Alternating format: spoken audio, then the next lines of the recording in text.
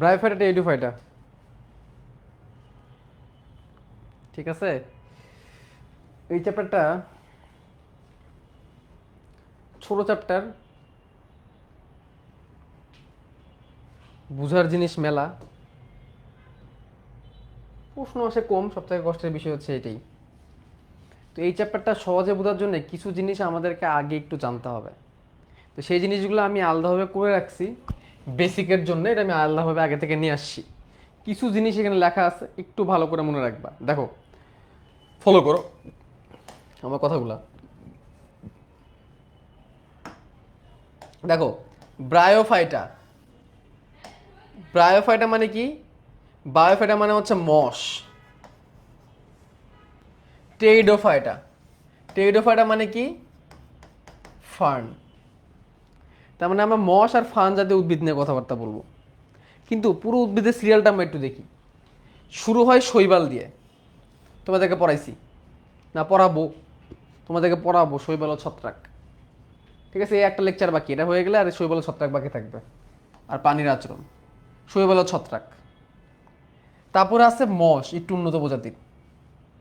তারপর একটু উন্নত প্রজাতির ফার্ন। তারপর আরো উন্নত প্রজাতিতে গেলে নগ্নবীজি, এবং একদম উন্নত গেলে আবৃতবীজি। রাইট? তো সিরিয়ালটা এইভাবে গেছে, এইভাবে সিরিয়ালটা গেছে। তার মানে কি ধাপে ধাপে উন্নত হয়েছে, অর্থাৎ শৈবাল থেকে ছত্রাক একটু উন্নত, ছত্রাক থেকে মশ একটু উন্নত, মশ থেকে ফার্ন অনেক উন্নত, ফার্ন থেকে নগ্নবীজি অনেক অনেক উন্নত, নগ্নবীজি থেকে আবৃতবীজি তুলনামূলক উন্নত। এভাবে উন্নতিটা হয়েছে। এখন দেখো, এখানে যেটা শৈবাল আর ছত্রাক যেটা আছে, শৈবাল আর ছত্রাক এই দুটাকে, শৈবাল আর ছত্রাক এই দুটাকে একসাথে দেখে থ্যালোফাইটা। এদেরকে কি বলা হয়? থ্যালোফাইটা। এবং এরা অতি নিম্ন শ্রেণীর অন্তর্ভুক্ত, এবং এদের দেহ থ্যালোয়েড।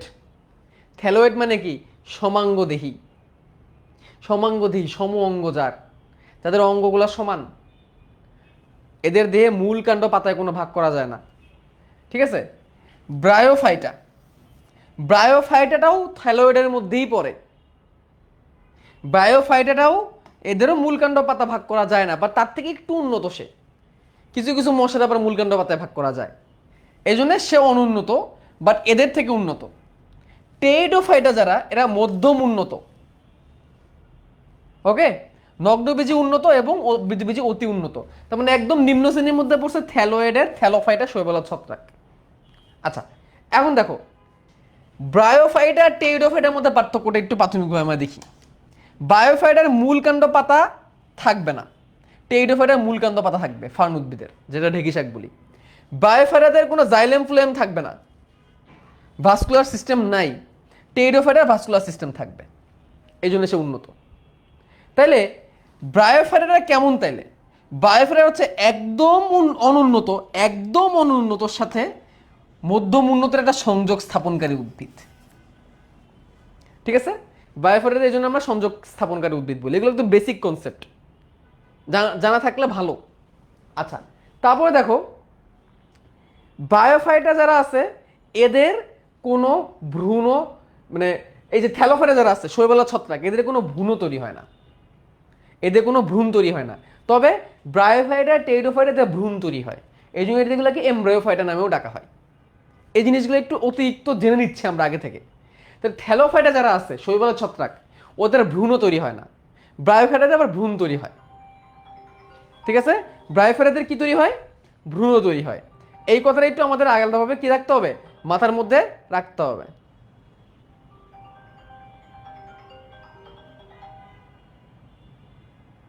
ওকে, তারপরে দেখো, তাহলে এখানে একটু আমরা আরেকটু আগাই, আরেকটু সামনে যাই আমরা। দেখো শৈবাল, ছত্রাক, মশ আর ফার্ন, তাহলে তাহলে অ্যালগি, ফাঙ্গি, ব্রায়োফাইটা, টেইডোফাইটা, এরা সবাই অপুষ্পক, এদের কোনো ফুল হয় না। এই জন্য এদেরকে ক্রিপ্টোগ্যামাস নামে ডাকে। কি নামে ডাকে? ক্রিপ্টোগ্যামাস। নতুন ওটা টার্ম জানলাম, ক্রিপ্টোগ্যামি। ক্রিপ্টোগ্যামি কারা? যাদের ফুল ফল হয় না। তাহলে আমরা যে ব্রায়োফাইটা, টেইডোফাইটা আজকে পড়তেছি, এরা কি পুষ্পক না অপুষ্পক বলো? শৈবাল থেকে শুরু করে একদম ফার্ন পর্যন্ত অপুষ্পক। তাহলে আমরা যে ব্রায়োফাইটা, টেইডোফাইটা পড়তেছি, অপুষ্পক। নগ্নবীজি আর আবৃতবীজি এদেরকে পুষ্পক হিসেবে ধরা যায়। নগ্নবীজি, আবৃতবীজি এদেরকে পুষ্পক হিসেবে ধরা যায়, নগ্নবীজিকে। যদিও নগ্নবীজিতে সরাসরি ফুল আকারের কিছু পাওয়া যায় না, তারপর আমরা ধরলাম। তাহলে নগ্নবীজি আর আবৃতবীজি এদেরকে বলা হয় ফেনোরোগ্যামাস বা ফনেরোগ্যামাস বা পুষ্পক। ঠিক আছে, তাহলে নগ্নবীজি আর আবৃতবীজিকে আমরা পুষ্পক হিসেবে ধরি, যদিও নগ্নবীজিতে সরাসরি ফুল পাওয়া যায় না, এরকম কোণের মতো পাওয়া যায়, এটাকে বলা হয় কি? নগ্নবীজির কোণ বা ফুল।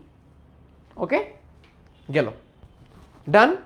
তাহলে আরেকটা কথা মনে রাখবা, এই যে ফার্ন যারা আছে এরা ক্রিপ্টোগ্যামাস, কিন্তু ওদেরকে হায়ার ক্রিপ্টোগ্যামাস বলে।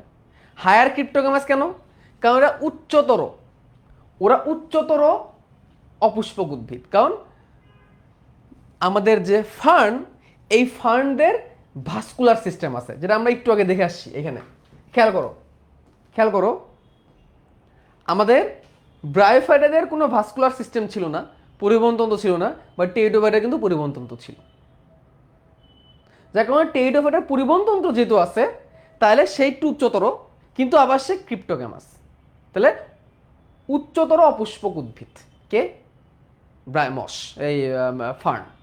তো এই কতগুলো জিনিসগুলো একটু আমরা একটু আলাদাভাবে একটু মাথায় রাখবো কথাগুলো, তাহলে আমাদের সামনে পড়তে ইজি হবে।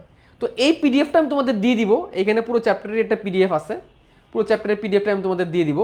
ঠিক আছে, আচ্ছা, আরেকটু জিনিস আমাদের জানতে হবে, সেটা হচ্ছে গ্যামেটোফাইটিক আর স্পোরোফাইটিক। এই দুটো জিনিস না আমরা একটু জানি, গ্যামেটোফাইটিক আর স্পোরোফাইটিক। দেখো, গ্যামেটোফাইটিক মানে কি? গ্যামেট। আর ফাইটিক মানে হচ্ছে বহনকারী উদ্ভিদ। ফাইটো মানে উদ্ভিদ, আর গ্যামেটো মানে গ্যামেট বহনকারী উদ্ভিদ। অর্থাৎ যেই সকল উদ্ভিদের শুক্রাণু ডিম্বাণু থাকবে দেহের মধ্যে, দেহের মধ্যে শুক্রাণু ডিম্বাণু তৈরি হবে, এগুলাকে গ্যামেটোফাইটিক উদ্ভিদ বলবে। যেমন মশের মধ্যে গ্যামেটোফাইটিক দশাটা বেশি, স্পোরোফাইটিক দশাটা কম। আর স্পোরোফাইটিক মানে কি? স্পোর অর্থাৎ ডিপ্লয়েড, অর্থাৎ যাদের ডিপ্লয়েড দশাটা লাইফে বেশিক্ষণ থাকবে।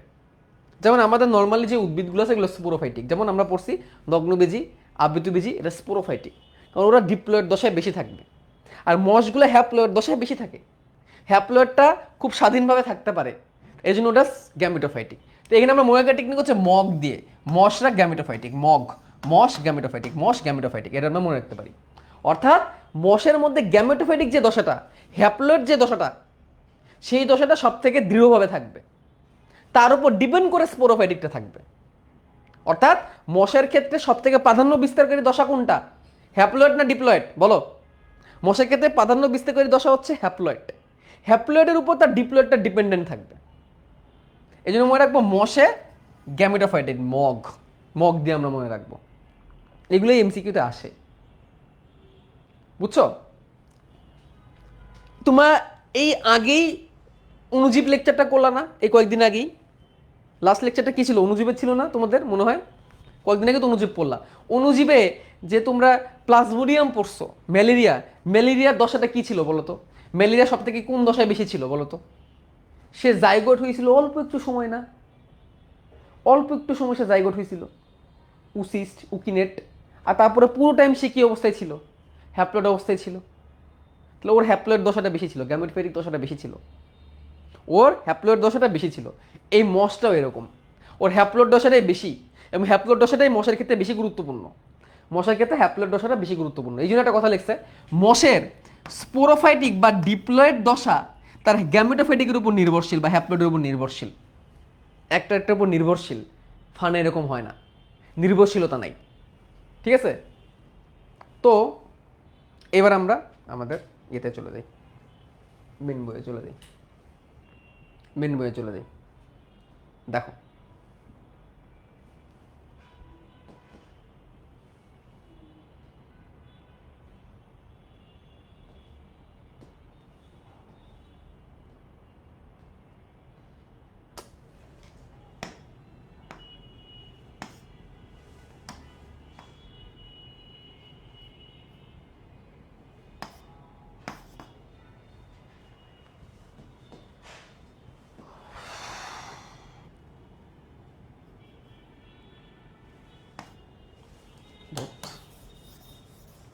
দেখো আমি যেটুকু দাগাবো ওইটুকুই দাগাবা। দেখো গোলাপ, শিমুল এগুলো হচ্ছে পুষ্পক উদ্ভিদ, এত কিছু লাগবে না, এখানে মনে রাখবা পুষ্পক উদ্ভিদকে বলা হয় ফেনেরোগ্যামাস, এই কথাটা মনে রাখবা। পুষ্পক উদ্ভিদকে কি বলা হয়? ফেনেরোগ্যামাস। পুষ্পক উদ্ভিদকে কি বলা হয়? ফেনেরোগ্যামাস। আর অপুষ্পক উদ্ভিদকে বলা হয় ক্রিপ্টোগ্যামাস। কি বলা হয়? ক্রিপ্টোগ্যামস। তাহলে ফনেরোগ্যামস কারা? অপুষ্পক। পুষ্পক ফনেরোগ্যামস কারা? পুষ্পক। আর ক্রিপ্টোগ্যামস কারা? অপুষ্পক। বায়োফাইটা, টেরিডোফাইটা এরা কিসের? অপুষ্পক উদ্ভিদের মধ্যে পড়ে। বায়োফাইটা, টেরিডোফাইটা অপুষ্পক উদ্ভিদের মধ্যে পড়ে। পাশাপাশি লিখে রাখো শৈবাল ও ছত্রাক। তাহলে শৈবাল, ছত্রাক, মশ, ফার্ন। শৈবাল, ছত্রাক, মশ, ফার্ন এরা প্রত্যেকে কি? প্রত্যেকেই ক্রিপ্টোগ্যামাস। এরা প্রত্যেকে কি? ক্রিপ্টোগ্যামাস। শেষ। 3 নম্বর এমসিকিউ। তাহলে প্রথম দুইটাকে এমসিকিউ হিসেবে না দিলেও চলে আসলে। ঠিক আছে, এই যে এইটাকে এমসিকিউ হিসেবে না দিলেও চলে, অপুষ্পক। হ্যাঁ, এইটাকেই 3 নম্বর এমসিকিউ বানায় তো, 2 নম্বর এমসিকিউ বানায় তো। ঠিক আছে, তাহলে বায়োফাইটা, টেরিডোফাইটা, শৈবাল, ছত্রাক এরা হচ্ছে ক্রিপ্টোগ্যামাস বা অপুষ্পক। ঠিক আছে, গেল। আচ্ছা, তার মধ্যে দেখো শৈবাল ও ছত্রাক হচ্ছে লোয়ার ক্রিপ্টোগ্যামাস, শৈবাল ও ছত্রাক হচ্ছে লোয়ার ক্রিপ্টোগ্যামাস।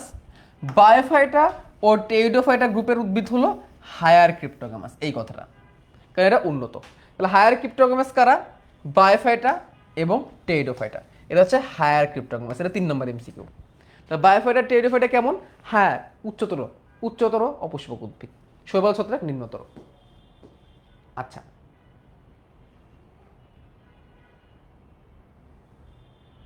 তারপর দেখো থ্যালোফাইটা কারা?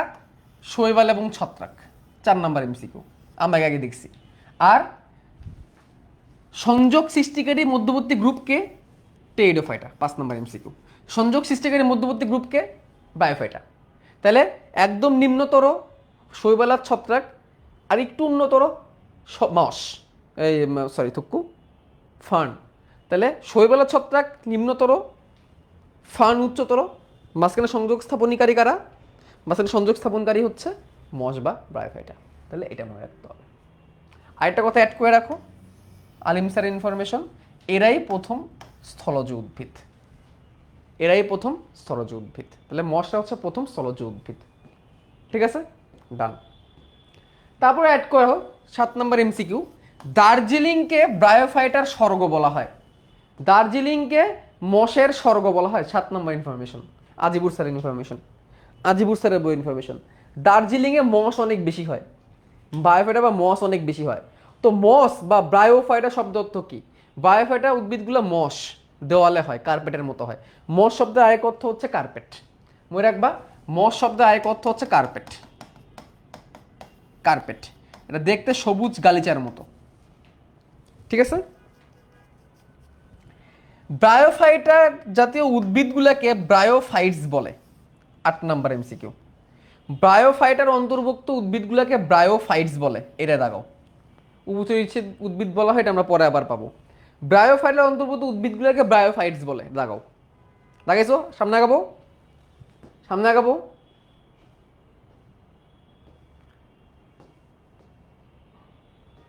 আচ্ছা, তো ব্রায়োফাইটার বৈশিষ্ট্য আমরা জাগবো, তার আগে তোমাদের জন্য কিছু ছবি আমি নিয়ে আসছি, এই ছবিগুলো একটু দেখাই। দেখো, এইটা অ্যানথোরোসিটি সদস্যের অন্তর্ভুক্ত একটা মশ। দেখছো তো দেওয়ালে, এরকম দেওয়ালে দেখো নাই? এইটুকু দেখছো, এইটুকু তোমরা নাও দেখতে পারো, এরকম নাও দেখতে পারো। এগুলো হচ্ছে তার ক্যাপসিউল, এগুলো তার ক্যাপসিউল। দেখার তো কথা, দেওয়ালে হয় মশ। তো এটাই মশ, উন্নত প্রজাতির মশ, অ্যানথ্রোসিটির অন্তর্ভুক্ত। তো এর মধ্যে তার এই যে মাটিতে এই যে জায়গাগুলো, মাটিতে এই যে অংশগুলো, এই অংশগুলো গ্যামেটোফাইটিক, এই অংশগুলো গ্যামেটোফাইটিক।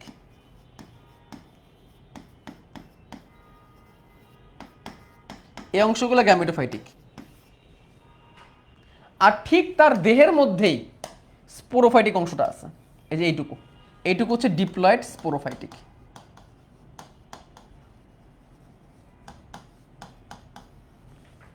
তাহলে একই দেহে দুইটা। ওকে, এবং এই জায়গাটার নাম হচ্ছে ক্যাপসিউল, ক্যাপসিউল। এবং এই ক্যাপসিউলের ভিতরেই ডিপ্লয়েড জিনিসটা থাকবে, ডিপ্লয়েড জাইগোট বা ডিপ্লয়েডটা থাকবে। এখন দেখো, নিচের এই গাছ যদি মারা যায়, উপরের ক্যাপসুল বাঁচবে? নিচে এইটুকু যদি না থাকে, এই গাছ থেকেই তো বের হয়েছে এটা, তাই না? তাহলে উপরের এই স্পোরোফাইটিক থাকবে। তাহলে উপরের স্পোরোফাইটিকটা নিচে কার উপর ডিপেন্ডেন্ট? গ্যামেটোফাইটিকের উপর ডিপেন্ডেন্ট। এই জন্য বলা হয় এখানে স্পোরোফাইটিকটা গ্যামেটোফাইটিকের উপর ডিপেন্ডেন্ট। উপরে যদি স্পোরোফাইটিক নাও থাকে, নিচে এর কিছুই হবে না, বা নিচে এটা যদি মারা যায়, উপরে এটা ধ্বংস। এই জন্য বলা হয় স্পোরোফাইটিকটা গ্যামেটোফাইটিকের উপর নির্ভরশীল। ঠিক আছে, এই জন্য বলা হয়, এই জন্য কি বলা হয়, স্পোরোফাইটিক গ্যামেটোফাইটিকের উপর নির্ভরশীল। এখন বুঝছো, এর স্পোরোফাইটিক দশা গ্যামেটোফাইটিকের উপর নির্ভরশীল, গ্যামেটোফাইটে নির্ভরশীল। খুবই গুরুত্বপূর্ণ একটা লাইন। এখন ক্লিয়ার? আচ্ছা, একটু নিচে আসি। এরপর জীবন সাইকেল, এরপর লাইফ সাইকেলটা চলো আমরা একটু দেখে ফেলি এক নজরে। এরপর লাইফ সাইকেলটা আমরা এক নজরে দেখবো। মজা লাগতেছে? তোমাদের মনেই হবে না তোমরা একটা নতুন চ্যাপ্টার পড়তেছো। আগে কোনোদিন যদি পড়েও না থাকো, আজকের ক্লাস করলে কনসেপ্ট ক্লিয়ার হয়ে যাবে। এবং আমি একটু আস্তে আস্তে পড়াচ্ছি এই কারণে, আজকে একটু আস্তে আস্তে পড়াচ্ছি, কিন্তু নতুন চ্যাপ্টার, এই চ্যাপ্টার তো আসলে এত জোরে দৌড়ায় লাভ নাই। হ্যাঁ, এত জোরে দৌড়ালে নিতে পারবো না। এই জন্য আমি যতটুকু সম্ভব আস্তে পড়াবো আজকে।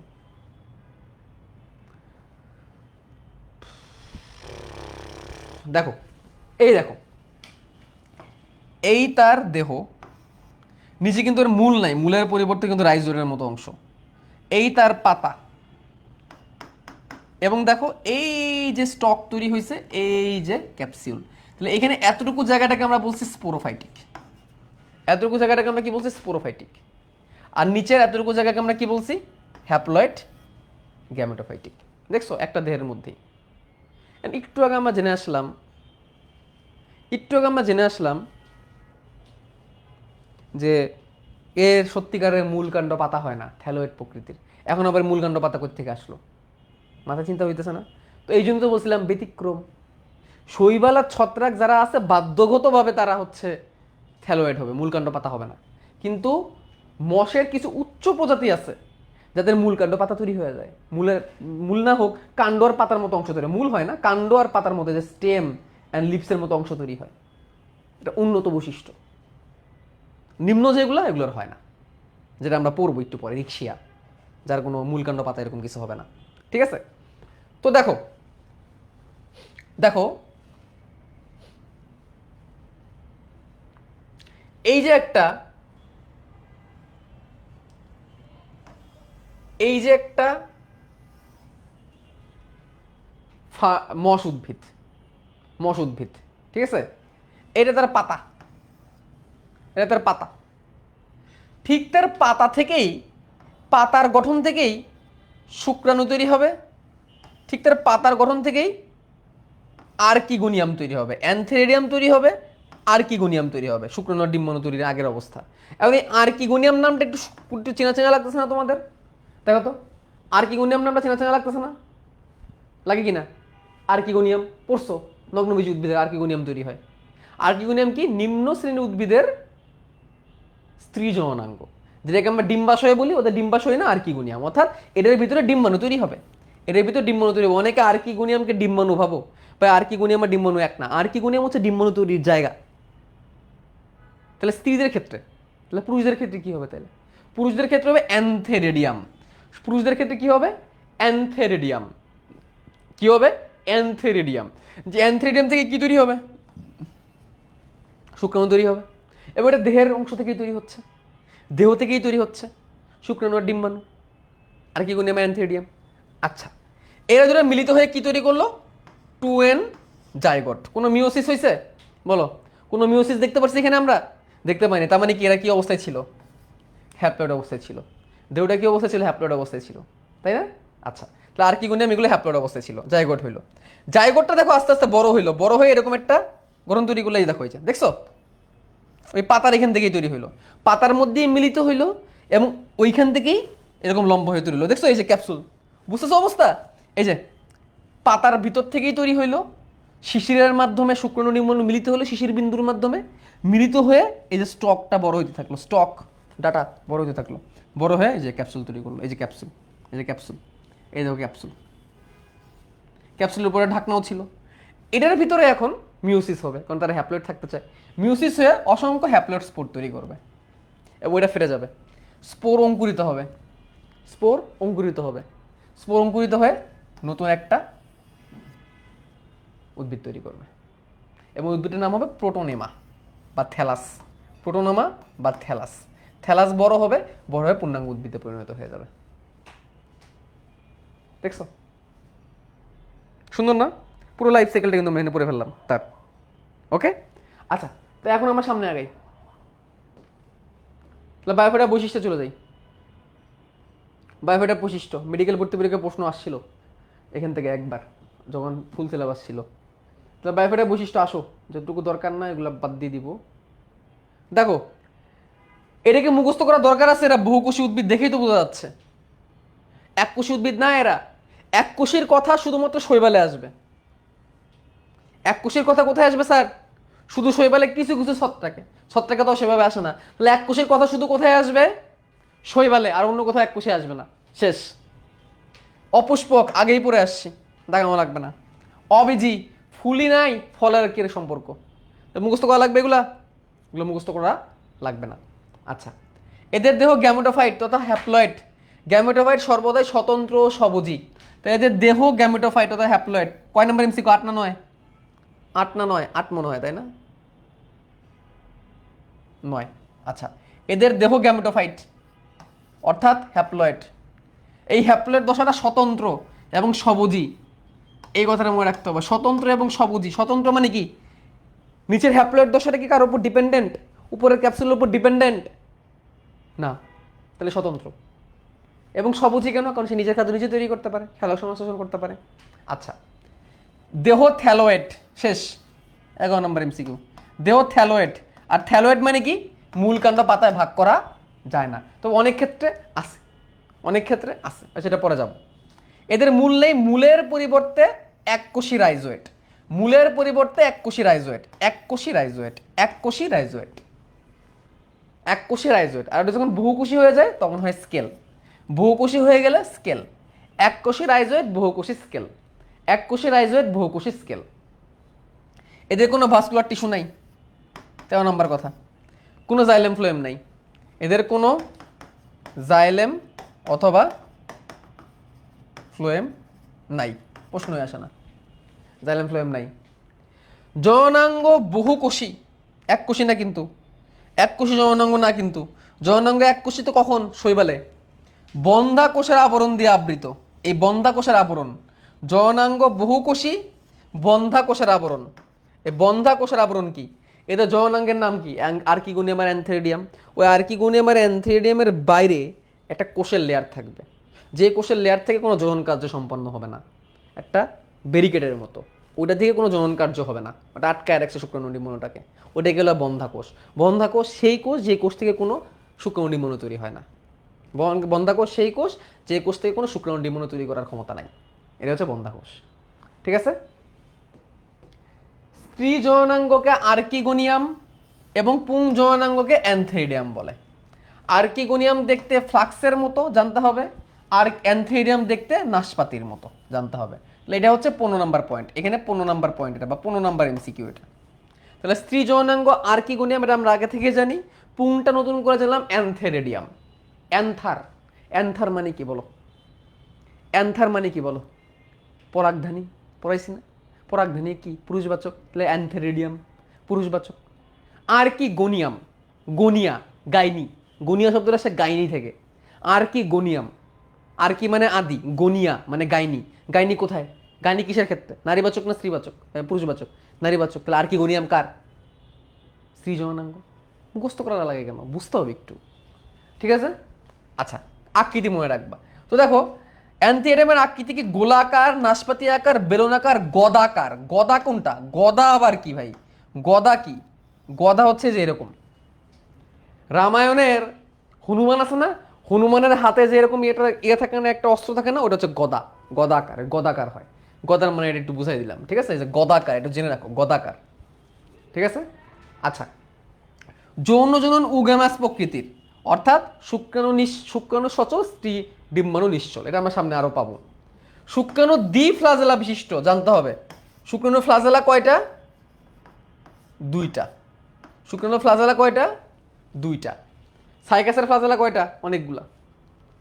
নিষেকের জন্য জলীয় মাধ্যমের প্রয়োজন হয়, এটা আমরা সামনে আবার পাবো। ভ্রূণ অনেক থাকে, ভ্রূণ স্ত্রী যৌনাঙ্গের অভ্যন্তরে তৈরি হয়।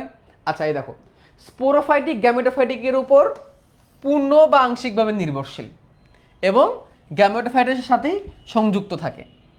আর স্পোরগুলা হোমোস্পোর, অর্থাৎ সম আকৃতি। তাহলে এখানে এই জিনিসটা কিন্তু আমরা একটু আগে দেখে আসছি যে স্পোরোফাইটিকটা গ্যামেটোফাইটিকের উপর দিয়েই হয়েছে লাগানো অবস্থায়। আর এই যে স্পোরগুলো সবগুলো সমান আকৃতির স্পোর হবে, এই জন্য হোমোস্পোর এটাও আসে, হোমোস্পোর। স্পোর অঙ্কুরিত হয়ে থ্যালাস বা প্রোটোনেমা তৈরি করে, এটাও আমরা দেখে আসছি একটু আগে চিত্রে। স্পোর অঙ্কুরিত হয়ে থ্যালাস বা প্রোটোনেমা তৈরি করে, যেটা সরাসরি গাছ হিসেবে কাজ করে। এই যে স্পোর, স্পোর, এই যে এখান থেকে স্পোর অঙ্কুরিত হয়েছে, এই যে অঙ্কুরিত হয়েছে, অঙ্কুরিত হয়ে প্রোটোনেমা বা থ্যালাস তৈরি করছে। থ্যালাসের এক নাম প্রোটোনেমা। এবং এটা স্বয়ংক্রিয়, এটা স্বতন্ত্র, সে নিজে নিজে বসবাস করতে পারবে এবং পরিণত হয়ে এরকম গাছে পরিণত হবে। ঠিক আছে? আচ্ছা আচ্ছা, তো মশকে আবার তিনটা শ্রেণীতে ভাগ করা যায়, জানতে হবে এই কথাগুলা। মশকে তিনটা শ্রেণীকে ভাগ করা যায়, যেহেতু এটা বিভাগ, তিনটি শ্রেণীতে ভাগ করা যায়। শ্রেণীগুলো কি কি? হেপাটিকি, অ্যান্থোসিরোটি এবং মাসাই। হেপাটিকি, অ্যান্থোসিরোটি এবং মাসাই। হেপাটিকি, অ্যান্থোসিরোটি এবং মাসাই, এগুলো নিয়ে আলোচনা আছে। এগুলো নিয়ে আজিবুর স্যারের বইয়ের মধ্যে অনেক কিছু দেখছি, এগুলো আমরা দেখবো একটু পরে। এখন যেটা জানতে হবে, ব্রায়োফাইটার উন্নত বৈশিষ্ট্য। দেখো, ব্রায়োফাইট একটা আদি উদ্ভিদ, নিম্ন শ্রেণীর উদ্ভিদ। নিম্ন শ্রেণীর উদ্ভিদ মানে কি? আদি উদ্ভিদ। জীবের বিবর্তনে, উদ্ভিদের বিবর্তনে অনেক আগেকার সময় সে তৈরি হয়েছিল, অনেক আগের বৈশিষ্ট্য সে পাইছে, বিবর্তনের ধারা উন্নত তৈরি হয়েছে, সেগুলোর মধ্যে ব্রায়োফাইটা পড়ে না। তো তার অনেক আদি বৈশিষ্ট্য তার মধ্যে আছে। সে আদি বৈশিষ্ট্যগুলো কি কি? দেহ হ্যাপ্লয়েড, দেহ থ্যালোয়েড, সত্যিকারের মূল নাই, স্পোরগুলা সমান, জাইলেম ফ্লোয়েম নাই, এগুলো আদি বৈশিষ্ট্য। কিছু উন্নত বৈশিষ্ট্য আছে ভাই, কিছু উন্নত বৈশিষ্ট্য আছে। কি সেগুলো উন্নত বৈশিষ্ট্যগুলো? কি? অ্যান্থোসিরোটি নামক বায়োফাইটা উদ্ভিদের ক্যাপসুলে অবস্থিত কলুমেলা, ক্যাপসুলে অবস্থিত কলুমেলা, স্টোমাটাযুক্ত অ্যাপিডার্মিস, ক্যাপসুলের গোড়ায় ভাজক টিস্যু, এগুলো হচ্ছে তার উন্নত বৈশিষ্ট্য। এগুলো উন্নত উদ্ভিদে থাকে।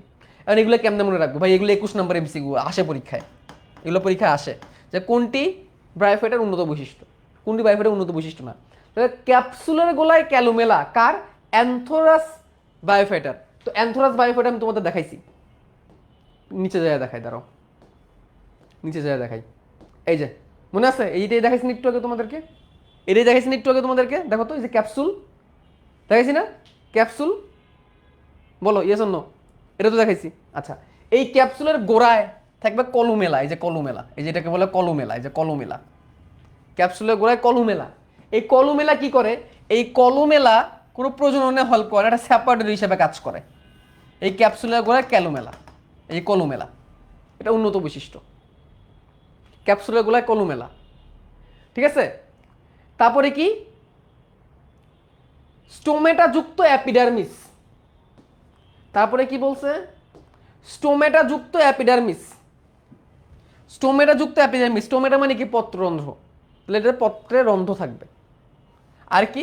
ক্যাপসুলের গোড়ায় ভাজক টিস্যু, ক্যাপসুল তো চিনলে, ওটার গোড়ায় ভাজক টিস্যু থাকবে। এগুলো উন্নত বৈশিষ্ট্য। কেমনে মনে রাখবো ভাই? যত কঠিন নাম আছে দেখো, কেমনে মনে রাখবা? ব্রায়োফাইটার মধ্যে যত কঠিন নাম আছে, এগুলো সব হচ্ছে তার উন্নত বৈশিষ্ট্য। এই যে ক্যাপসুল, কলোমেলা, স্টোমেটা, এসব কঠিন নাম দেখলেই উন্নত বৈশিষ্ট্য, সহজ টেকনিক, ফাঁকিবাজি টেকনিক। ঠিক আছে, এসব কঠিন নাম দেখলে উন্নত বৈশিষ্ট্য, আমি এমনি মনে রাখতাম। কঠিন নাম উন্নত বৈশিষ্ট্য, স্টোমেটা, কলুমেলা, অ্যান্থোসিটি, ক্যাপসুল, এটা দেখলে বুঝবা এগুলো উন্নত বৈশিষ্ট্য। ক্যাপসুল দেখলে বুঝবো উন্নত বৈশিষ্ট্য, শেষ। চিকন বুদ্ধি এগুলা। ওকে, আচ্ছা এবার দেখো উভচর উদ্ভিদ কেন বলে? ব্রায়োফাইটাকে উভচর উদ্ভিদ বলে, এই যে একটু আগে যেটা দাগাই নেই আমি, এটা 22 নাম্বার এমসিকিউ। কেন? কারণ ব্রায়োফাইটা উদ্ভিদগুলোকে অ্যামফিবোয়াস উদ্ভিদ বলে, কারণ এদের নিষেক কার্য সম্পন্ন করার জন্য পানি লাগবে, এদের শুক্রাণুডিম্বাণু মিলিত হওয়ার জন্য পানি অবশ্যই দরকার, এই জন্য এটাকে উভচর উদ্ভিদ বলে, শেষ কথা। শিশির বিন্দু এই কাজটাকে হেল্প করে, শিশির বিন্দু শুক্রাণুডিম্বাণুকে মিলিত করতে হেল্প করে। ঠিক আছে, এই জন্য এটাকে উভচর উদ্ভিদ বলে, শেষ গেল। এখন আসো তোমাদেরকে তো 3 শ্রেণীর বায়োফাইটার একটু দেখাই। 3 শ্রেণীর বায়োফাইটা, এই যে এইটা হচ্ছে হেপাটিকি সদস্য, এইটা হচ্ছে হেপাটিকি সদস্য, যেটা দেখতে এক একটা অংশ দেখতে লিভারের মতো, হেপাটিকি। এইটা হচ্ছে অ্যান্থোসিরোটি সদস্য, এটা হচ্ছে অ্যান্থোসিরোটি। এটাকে হর্ন ওয়াট বলে, হর্ন ওয়াট বা হর্ন মস। এই হর্ন মানে কাটা, এইসব মস দেখতে কাটার মতো, এটা হর্ন ওয়াট বলে। আর এটা হচ্ছে মাসাই বা উন্নত মস, এটা হচ্ছে মাসাই বা উন্নত মস। এই 3টা শ্রেণী, হেপাটিকি, অ্যান্থোসিরোটি এবং মাসাই, এই 3টা শ্রেণীতে ভাগ করা যায়, হেপাটিকি, অ্যান্থোসিরোটি এবং মাসাই। এই যে নর্মাল যে মসগুলো আমার দেওয়ালে দেখি, এই যে মস, এগুলো তো দেখি না আমার দেওয়ালে, তাই না? এটাই হচ্ছে নর্মাল মস, এটা উন্নত শ্রেণীর মাসাই। হেপাটিকি, অ্যান্থোসিরোটি এবং মাসাই। এবং ক্যাপসুল যদি দেখতে চাও, এই দেখো, এই যে দেখছো হয়েছে। ওকে, আচ্ছা এবার এক্সট্রা ইনফো আলিম স্যার।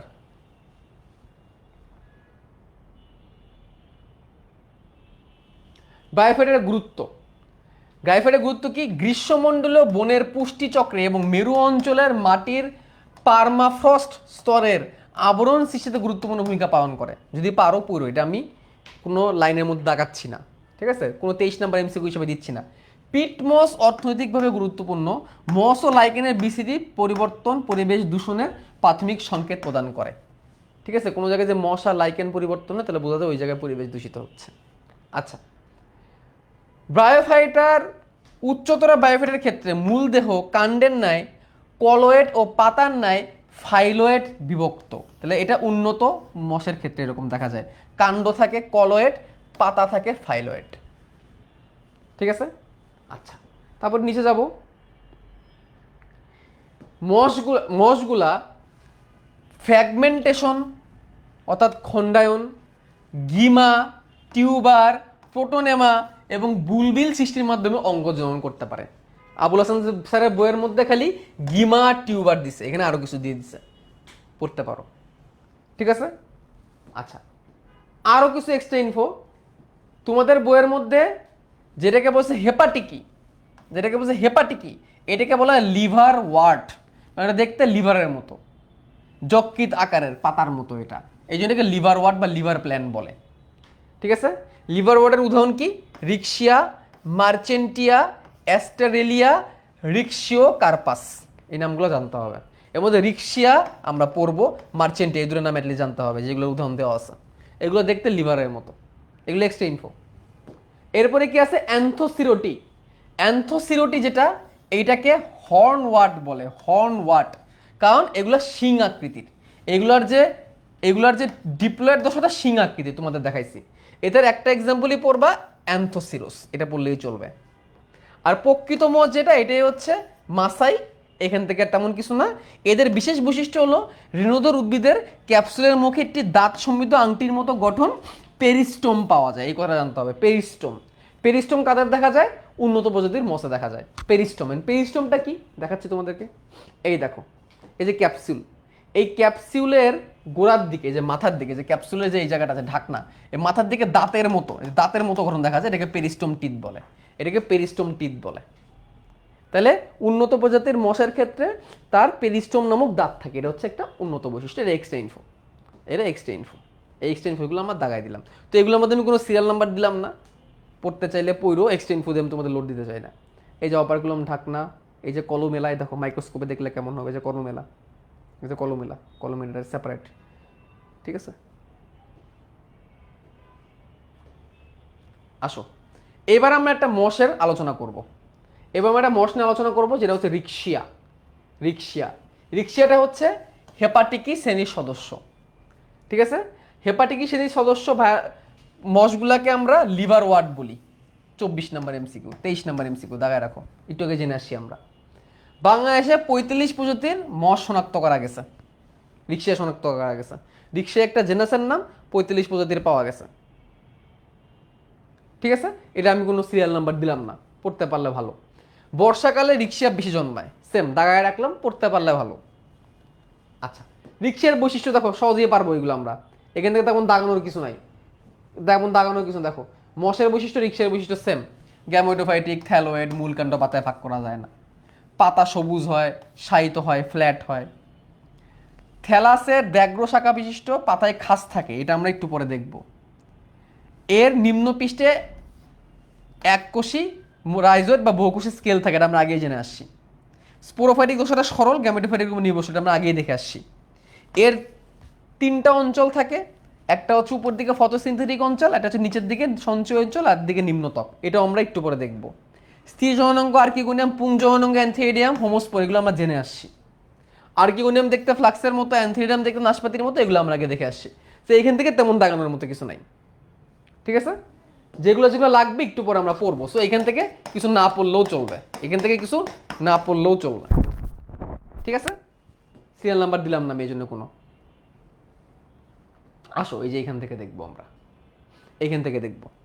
এই হচ্ছে একটা রিক্সিয়া, এই হচ্ছে একটা রিক্সিয়া, দেখতে এরকম ফুলের মতো, এক একটা খণ্ডক দেখতে লিভারের মতো, এই জন্য এটাকে হেপাটিকি বলে। পুরোটা মিলে ফুলের মতো, এই জন্য এটাকে রোজেটো বলে। তাহলে এটাকে আমরা একটু রিয়েল ছবি দেখে আসি। এই যে এক একটা খণ্ড দেখতে লিভারের মতো মনে হয় দেখতে, আর পুরোটা মিলে এরকম ফুলের মতো হয়ে যায়। তোমরা দেখছো এটা, দেওয়াল টেওয়ালে অনেক হয়। আমি একবার বসুন্ধরা সিটি যাওয়ার সময় দেখছিলাম। ঠিক আছে, তো এটা অনেক সরল প্রকৃতির মশ। তো চক্রাকারে অবস্থান করে, এই জন্য এই অবস্থাকে রোজেট বলে। অবস্থাকে রোজেট বলে, গোলাপের পাপড়ির মতো চক্রাকারে অবস্থান করে, এটাকে রোজেট বলে। মাঝ বরাবর দেখো খাজ আছে, দেখছো? মাঝ বরাবর খাজ আছে, দেখছো? মাঝ বরাবর খাজ আছে। এই খাজটাকে বলা হয় অগ্রস্থ খাজ। এই খাজটাকে বলা হয় কি? অগ্রস্থ খাজ। থ্যালাসের প্রতি শাখার শীর্ষে একটি খাজ থাকে, এটাকে অগ্রস্থ খাজ বলে। থ্যালাস কি? পুরোটা একটা থ্যালাস বা পোটোনেমা, ওই যে যেটা তৈরি হয় থ্যালাস বা পোটোনেমা। তাহলে এটা একটা এমসিকিউ। নিচের দিকে বহুকোষী স্কেল বা এককোষী রাইজোয়েড থাকে, এটা আমরা আগেই জেনেছি। রিক্সিয়া স্পোরোফাইটিক, সর্বাপেক্ষা সরল, গ্যামেটোফাইটের উপর নির্ভরশীল, কথাটা বারবারই শুনে আসতেছি আমরা। স্পোরোফাইট শুধুমাত্র গোলাকার ক্যাপসিউলে গঠিত, যা থ্যালাসে নিমজ্জিত থাকে। ওই যে মনে আছে বলছিলাম, জাস্ট ক্যাপসুল নামের যে জায়গাটা থাকবে ওটা শুধু ডিপ্লয়েড স্পোরোফাইট হবে, মনে আছে? ক্যাপসুল নামের যে জায়গাটা থাকবে ওটা স্পোরোফাইট ডিপ্লয়েড বলছিলাম, কিন্তু মনে করো ওটাই ডিপ্লয়েড, এবং ওটা ছোট্ট একটু থাকবে, এই যে এখানে ছোট ছোট ছোট ছোট করে হবে, একটু পরে তোমাদের দেখাবো। এটা ডিপ্লয়েড দশা, আর তাছাড়া কিছু নাই। তাহলে এইটাকে আমি কোনো সিরিয়াল নাম্বার দিলাম না, এটা এতটা কোনো ইম্পর্টেন্ট এমসিকিউ না। গেল, যেগুলো দাগাচ্ছি শুধু সেগুলাই, আমি যেগুলো দাগাচ্ছি সব হলুদ করে দাও, এগুলো পড়ার দরকার নাই কোনো, আসবে না জীবনে। আচ্ছা, এরপরে খুব ইম্পর্টেন্ট একটা জিনিস, খুব ইম্পর্টেন্ট একটা জিনিস, রিক্সের অভ্যন্তরীণ গঠন বা থ্যালাসের প্রস্থচ্ছেদ। থ্যালাস মানে কি বলো, আবার বলো দেখি কার কার মনে আছে থ্যালাস কি? থ্যালাস আরেকটা নাম হচ্ছে পোটোনেমা, কি বলো? থ্যালাস বা পোটোনেমা কি? ওই যে স্পোর, স্পোরটা অঙ্কুরিত হয়ে যেটা তৈরি করে হ্যাপ্লয়েড দেহ, ওটাই থ্যালাস বা পোটোনেমা। ওকে, 3টা অংশ থাকে থ্যালাসের, 3টা অংশ থাকে। 27 নম্বর এমসিকিউ খুবই গুরুত্বপূর্ণ। রিক্সিয়ার একটা থ্যালাসের 3টা অংশ। উপর দিকে ফটোসিনথেটিক অংশ, যেটা ক্লোরোপ্লাস্ট যুক্ত হবে, সালোক সংশ্লেষণ করবে, যেটাকে আত্তিকোণ অঞ্চলও বলা হয়, সালোক সংশ্লেষণ করবে। নিচে সেই খাবারগুলোকে জমা রাখবে, সঞ্চয় অঞ্চল, এবং একদম নিচে নিম্নতক, যেখানে মূলের পরিবর্তে রাইজোয়েড থাকবে। 3টা অংশ। আর কিছু পড়ো না পড়ি, 3টা পড়তেই হবে। আর কিছু পড়ো আর না পড়ো, কয়টা অংশ? 3টা অংশ। তাহলে এর দেহের 3টা অংশ সহজ বাংলায় বললে, উপরের দিকে সালোক সংশ্লেষণকারী সবুজ ফটোসিনথেটিক অঞ্চল, নিচে সঞ্চয় অঞ্চল আর একদম নিচে নিম্নত্বক। ঠিক আছে, এখন ফটোসিনথেটিক অঞ্চলে চলে যাই। তেমন কিছুই লাগে না এখান থেকে। এই যে উপরের যে জায়গাটা, ওটাকে যদি আমি কেটে মাইক্রোস্কোপের নিচে নিই, তাহলে এটা উপরের অংশ, এটা নিচের অংশ, আর নিচে হচ্ছে নিম্নত্বক, এরকম দেখা যাবে। এটা যদি বোর্ড পরীক্ষার জন্য হইতো তাহলে আমি বলতাম এই চিত্র তোমরা অবশ্যই শিখবা সৃজনশীলের জন্য, এই চিত্রই আসে পরীক্ষায়, বোর্ড পরীক্ষায়। ঠিক আছে, তাহলে দেখো এখানে কি থাকে। এখানে থাকে ক্লোরোপ্লাস্টযুক্ত আত্তীকরণ সূত্রক। এই যে যেগুলো ক্লোরোপ্লাস্টযুক্ত আত্তীকরণ সূত্রক। আত্তীকরণ কেন? সালোক সংশ্লেষণ হয়। এগুলোর মধ্যে আবার বায়ু প্রকোষ্ঠ থাকবে। এই যে ফাঁকা ফাঁকা জায়গা থাকবে, যে ফাঁকা ফাঁকা জায়গা থাকবে, ফাঁকা ফাঁকা জায়গা থাকবে, এগুলো বায়ু প্রকোষ্ঠ। তাহলে এখানে থাকবে বায়ু প্রকোষ্ঠ, এবং একদম উপরেটাই থাকবে বায়ু ছিদ্র বা বায়ুরন্ধ্র। প্রকোষ্ঠগুলা বাইরে যে ছিদ্র তৈরি করে এগুলো বায়ু ছিদ্র বা বায়ুরন্ধ্র হয়ে যায়, এবং ছিদ্র তৈরি করবে বায়ু ছিদ্র বা বায়ুরন্ধ্র। ঠিক আছে, আর একদম উপরের একটা লেয়ার থাকবে, যে একদম উপরের যে লেয়ারটা, এই লেয়ারে কোনো ক্লোরোপ্লাস্ট থাকবে না, এটা সাদা হবে। এই লেয়ারে কোনো ক্লোরোপ্লাস্ট থাকবে না, এটাকে সাদা হবে, এটাকে বলবে ঊর্ধ্বত্বক। এটাকে বলবে ঊর্ধ্বত্বক। এই হইল তোমার সালোক সংশ্লেষণকারী আত্তীকরণ অঞ্চল, যেটা 28 নাম্বার ছিল। হ্যাঁ, 28 নাম্বার। তাহলে আমরা ঊর্ধ্বত্বক থেকে কি পড়বো? ঊর্ধ্বত্বক বা সালোক সংশ্লেষণ অঞ্চল থেকে কি পড়বো? এখানে পড়বো, এখানে সালোক সংশ্লেষণকারী কোষ দিয়ে আত্তীকরণ সুতো তৈরি হয়। দূরের সুতার মাঝখানে যে জায়গাটা, ওইটাকে বলা হয় কি? বায়ু প্রকোষ্ঠ। বায়ু প্রকোষ্ঠ উপর দিকে একটা ছিদ্র হয়ে মুক্ত হয়, এটাকে বলা হয় বায়ুরন্ধ্র। এবং একদম উপরের যে ত্বকটা, ওখানে কোনো সালোক সংশ্লেষণ থাকে না, ওইটাকে বলা হয় কি? ওইটাকে বলা হয় ঊর্ধ্বত্বক। ওখানে কোনো সালোক সংশ্লেষণ থাকে না, এটা সাদা হয়। এইটুকু মনে রাখবো আমরা কিসের ক্ষেত্রে? আমরা মনে রাখবো এইটুকু ঊর্ধ্বত্বকের ক্ষেত্রে। সঞ্চয় অঞ্চলের ক্ষেত্রে কি মনে রাখবো? সঞ্চয় অঞ্চলে এই জায়গাটা প্যারেনকাইমা যে কোষ দিয়ে তৈরি, এটা এমনি হয়ে থাকে প্যারেনকাইমা।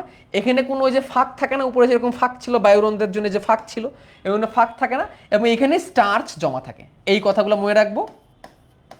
নিম্নত্বক, এই যে নিম্নত্বক কোন জায়গাটা? এই যে এই জায়গাটা, এই জায়গাটা হচ্ছে নিম্নত্বক। এই যে এই জায়গাটা, এই জায়গাটা হচ্ছে নিম্নত্বক। এই জায়গাটার মধ্যে কি কোনো ফাঁকা নাই, দেখেই বুঝতে পারতেছি কোনো ফাঁকা নাই। খাবার জমা রাখবে, আমাদের উদ্ভিদের সঞ্চিত খাদ্য কি? শ্বেতসার বা স্টার্চ, তো ওইটা এখানে জমা থাকবে। প্যারেনকাইমা যেটা কোষ দিয়ে তৈরি, কোনো ফাঁকা নাই। এবং এখানে দেখো আর্কিগোনিয়াম এনথেরিডিয়াম আছে।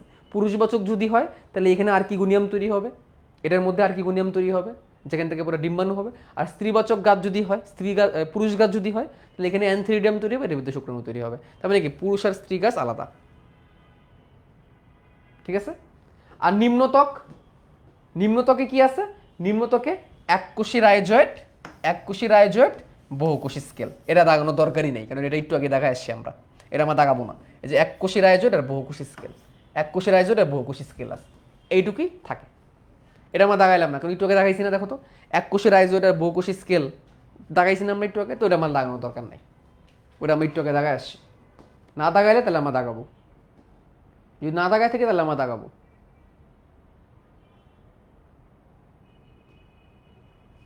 ও দাগাই না, তাহলে আমরা দাগাই, তাহলে 30 লিখে দিই, তাহলে 30 লিখে দিই। এককোষী রাইজয়েড আর বহুকোষী স্কেল, শেষ।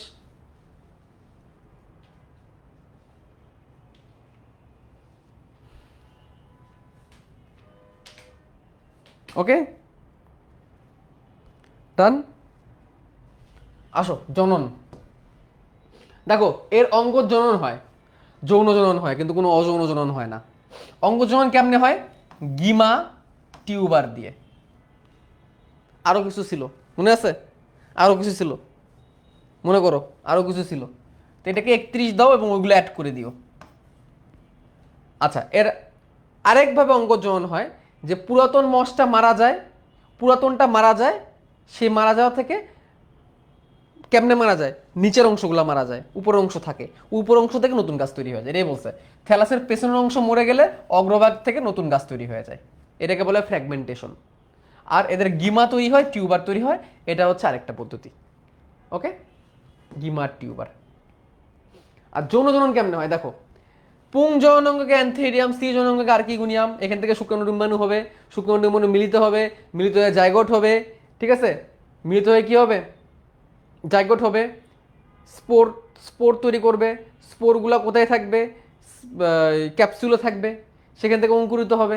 অঙ্কুরিত নতুন ডিক্সের থ্যালাস তৈরি করবে। এখান থেকে নতুন করে পড়ার মতো কিছু নাই। আচ্ছা, তো এখানে দাগাইলাম আমরা কিছু। দেখো এখানে একটা কথা আছে, মশকে বলা হয় পরিবেশ দূষণের সূচক, দাগায় রাখো। মশকে বলা হয় পরিবেশ দূষণের সূচক, ঠিক আছে? মশকে বলা হয় পরিবেশ দূষণের সূচক। মশ কমে গেলে বুঝতে হবে ওই জায়গায় পরিবেশ অনেক বেশি দূষিত। গেল। তো এই পুরো কনসেপ্টটা এখানে দেওয়া আছে। আমাদের তো আর ইয়ে নাই, ইন্টারনেটে রিক্সিয়ার ছবি পাচ্ছিলাম না। তো রিক্সিয়া হেপাটিকের সদস্য লিভারের মতো, মার্চেন্টিয়াও হেপাটিকের সদস্য। তো মার্চেন্টিয়ার ছবি নিয়ে আসছে তোমাদের জন্য, দুটোই একই কাছাকাছি। তো এইখানে এই ফুলের মতো যেগুলো আছে, এই দেখো দেহ, দেহ থেকে দেখো যে ফুলের মতো যে জায়গাগুলো তৈরি করবে, এইগুলা হচ্ছে বেসিক্যালি অ্যানথেরিডিয়াম তৈরি করবে, আর্কিগোনিয়াম তৈরি করবে, স্ত্রীবাচক। আর এই যে এই থালার মতো যেগুলো, এইগুলো হচ্ছে অ্যানথেরিডিয়াম বা পুরুষবাচক তৈরি করবে, অর্থাৎ পুরুষ আর স্ত্রী গাছ আলাদা, ঠিক আছে? এই দেখো এই যে এরকম তৈরি করবে, কি সুন্দর দেখছো। দেন দেখো কি হবে, এই যে এটা হচ্ছে আর্কিগোনিয়াম, এটা হচ্ছে অ্যানথেরিডিয়াম। এইখানে তৈরি হবে শুক্রাণু, এই যে গোড়ায় গোড়ায় তৈরি হবে শুক্রাণু, এইখানে তৈরি হবে ডিম্বাণু। তারপরে দেখো ডিম্বাণু, এই ডিম্বাণুর ভিতরে এসে শুক্রাণু মিলিত হবে, শুক্রাণু মিলিত হয়ে জাইগোট তৈরি করবে। এরপরে স্পোর আকারে বের হয়ে চলে আসবে, স্পোর অঙ্কুরিত হবে, স্পোর অঙ্কুরিত নতুন উদ্ভিদ তৈরি হয়ে যাবে। ঠিক আছে, বোঝানোর জন্য দিছি, এটা তার যৌনজনন। এই যৌনজনন অতটা বেশি গুরুত্বপূর্ণ না, শেষ। তো দেখো আজিবু স্যারের বলতে খুব সুন্দর করে লিখছে, পুরাতন অংশ পচনের মাধ্যমে নতুন রিক্সা তৈরি হতে পারে, অস্থানিক শাখা তৈরি করার মাধ্যমে নতুন রিক্সা তৈরি করতে পারে, রিক্সা ফ্লুইটেন্স এই কাজটা করে, টিউবার সৃষ্টির মাধ্যমেও নতুন তৈরি হতে পারে, ঠিক আছে? রিক্সা ডিসকালার এটাকে ব্যবহার করে, ঠিক আছে? এই কয়টা পদ্ধতিতে সে অঙ্গ জনন করতে পারে, এটা আজিবু স্যারের ইনফরমেশন, ঠিক আছে? রিক্সা শনাক্তকারী বৈশিষ্ট্য দেওয়া আছে, রিক্সা রেনোদোর স্পোরোফাইটিক উদ্ভিষ্টি ক্যাপসুল ক্যাপসুল, এটা এমনি জাস্ট দেওয়া আছে, আমি এখানে দিয়ে দিচ্ছি, তোমাদেরকে দরকার নেই, এটা আলিম স্যারের। শেষ, তাহলে আমাদের বায়োফেটা শেষ। 50 মিনিট লেগে গেল বায়োফেটা শেষ করতে। অধ্যায়টা জানি কেমন কেমন, শর্ট সিলেবাসের বাইরে তো এই জন্য এরকম লাগতেছে। শর্ট সিলেবাসের বাইরের চ্যাপ্টার তো এই জন্য একটু অন্যরকম লাগতেছে। ওকে, তাহলে 32টা এমসিকিউ এখান থেকে পাইলাম। এবার টেরিডোফাইটায় চলে যাই। টেরিয়ন, টেরিয়ন, টেরিয়ন শব্দটা আসছে পাখা থেকে, পাখা। ভাই রিক্সিয়ান লাইকেন না, না লাইকেন অন্য জিনিস বাবা, লাইকেন অন্য জিনিস। তোমাদের মেডিকেল কোর্সের সব থেকে শেষের ক্লাসে আমি লাইকেন পড়াবো, সব শেষের ক্লাসে লাইকেন পড়াবো, মানে আমার সেদিন তোমার শেষ ক্লাস থাকবে, ওই দিন লাইকেন পড়াবো, ঠিক আছে? লাইকেন অন্য জিনিস। আহ, নাকের ভিতরে কি পোকা ঢুকলো একটা। আহ, তো টেরিয়ন মানে পাখা, একে ঢেকি শাকও বলা হয়, তো এটা লাগবে। একে ঢেকি শাকও বলা হয়, ঢেকি শাক, এই কথাটা লাগবে, ঢেকি শাক বলে। তো এটা ভাস্কুলার ক্রিপ্টোগামাস, এটা আমরা আগেই দেখছি, কোনো জাইলাম ফ্লোয়েম থাকে, এটা দাগানোর দরকার নেই। টেরিডোফাইটের অন্তর্ভুক্ত উদ্ভিদগুলোকে টেরিডোফাইটস বলে, এই লাইনটা দাগাও। টেরিডোফাইটের অন্তর্ভুক্ত উদ্ভিদগুলোকে টেরিডোফাইটস বলে, ব্রায়োফাইটের অন্তর্ভুক্ত উদ্ভিদগুলোকে ব্রায়োফাইটস বলে, টেরিডোফাইটের অন্তর্ভুক্ত উদ্ভিদগুলোকে টেরিডোফাইটস বলে। Basic common sense. কতগুলা আছে না আছে এইগুলা ভাই, এইগুলা পুরা মাথা নষ্ট করার কোনো দরকার নাই, বাদ দাও এগুলা। কত বছর আগে এগুলা কেন দাগাইছে, কেন দাগাইছে এগুলা, বুঝলাম না। কি রে ভাই, এগুলা জীবনে আসবে পরীক্ষায়, কত বছর আগে বিস্তার লাভ করছিল, কি কতগুলো আছে, এগুলা আসলেও তো আনসার করা উচিত না, আমি মনে করি। আসলে এগুলো আনসার করবো না। আসো একটা ইনফরমেশন অ্যাড করো। টেরিডোফাইটার 95% সদস্য বিশেষ চরিত্রের এবং তাদেরকে ফার্ন বলে। তাহলে টেরিডোফাইটার অন্তর্ভুক্ত যতগুলো উদ্ভিদ আছে তার মধ্যে 95% গুলোই একই রকমই বৈশিষ্ট্য ধরে, এগুলোকে ফার্ন নামে ডাকে। আজিবুর স্যার ইনফরমেশন, এবং আজিবুর স্যার ইনফরমেশন অনেক ইম্পর্টেন্ট। এখন চলো বৈশিষ্ট্য দেখি। ভাই আমরা আগেই জানছি এরা অপুষ্পক এবং অবিজি, এটা দাগানোর কিছু নাই। এরা অপুষ্পক অবিজিগুলো আমরা আগেই জানছি, কিনা দাগানোর মতো কিছু নাই। এদের দেহটা স্পোরোফাইটিক বা রেণুধর অর্থাৎ ডিপ্লয়েড, এটা দাগানোর মতো জিনিস, এটা গুরুত্বপূর্ণ। এরা এরা গ্যামেটোফাইটিক না, এরা স্পোরোফাইটিক। গ্যামেটোফাইটিক পর্যায়কে প্রোথেলাস বলে, এরা গুরুত্বপূর্ণ। এটা এখান থেকে না দাগাইলেও চলতো, সামনে আসবে আবার, তো এক জায়গা থেকে পড়ি নেই। গ্যামেটোফাইটিক দশাকে প্রোথেলাস বলে। আচ্ছা মশের বেলায় কি বলতো? মশার গ্যামেটোফাইটিক দশাটাকে কি বলছিল, না মশার দৈহিক দশাটাকে কি বলছিল, থ্যালাস, আর এখানে হচ্ছে প্রোথ্যালাস, এইটাই হল পার্থক্য। এর মূলকাণ্ড পাতায় বিভক্ত করা যায়, গুরুত্বপূর্ণ কথা, এর মূলকাণ্ড পাতায় বিভক্ত করা যায়। এর জাইলেম ফ্লোয়েম আছে সেরা, এবং একসাথে লিখে রাখো হেড্রোসেন্ট্রিক আছে, এবং এটা কেমন হেড্রোসেন্ট্রিক একসাথে শিখে রাখো। হেড্রোসেন্ট্রিক ভাস্কুলার বান্ডেল মনে আছে, ভেতরে জাইলেম বাইরে ফ্লোয়েম, ভেতরে জাইলেম বাইরে ফ্লোয়েম, এটাকে বলে হেড্রোসেন্ট্রিক, একসাথে লিখে রাখো। এদের ভ্রূণ তৈরি হয়, থ্যাংক ইউ ভেরি মাচ, না জানলেও চলবে, ভ্রূণ তো তৈরি হবেই। কাণ্ড রাইজোমে রূপান্তরিত হয়, গুরুত্বপূর্ণ কথা, এতে কাণ্ড রূপান্তরিত হয়ে রাইজোমে পরিণত হয়। তাহলে রাইজোম কি, রূপান্তরিত কাণ্ড। মনে করো পড়াইছিলাম উদ্ভিদ প্রজননে, উদ্ভিদ প্রজননে পড়াইছিলাম রাইজোম রূপান্তরিত কাণ্ড। স্পোর উৎপন্ন হয়, সম হইতে পারে অসম হইতে পারে, দুটোই হইতে পারে। এর সম আকৃতির স্পোরও আছে, অসম আকৃতির স্পোরও আছে। যৌনাঙ্গ বহুকোষী এবং বন্ধাকোষের আবরণী থাকবে, এটা আমরা জানি। তাহলে বন্ধাকোষের আবরণী মশারও আছে, ফানও আছে, একসাথে শিখবা। মশার ফান উভয়ই যৌনাঙ্গের পাশে, অর্থাৎ আর্কিগোনিয়াম অ্যান্থিওইডিয়ামের পাশে কি থাকে, বন্ধাকোষের আবরণী থাকে। পুংগ্যামেট সচল অ্যান্থিওইডিয়াম উৎপন্ন করে, এটা আগেরই কথা, এর নতুন করে দাগানোর মতো কিছু নাই।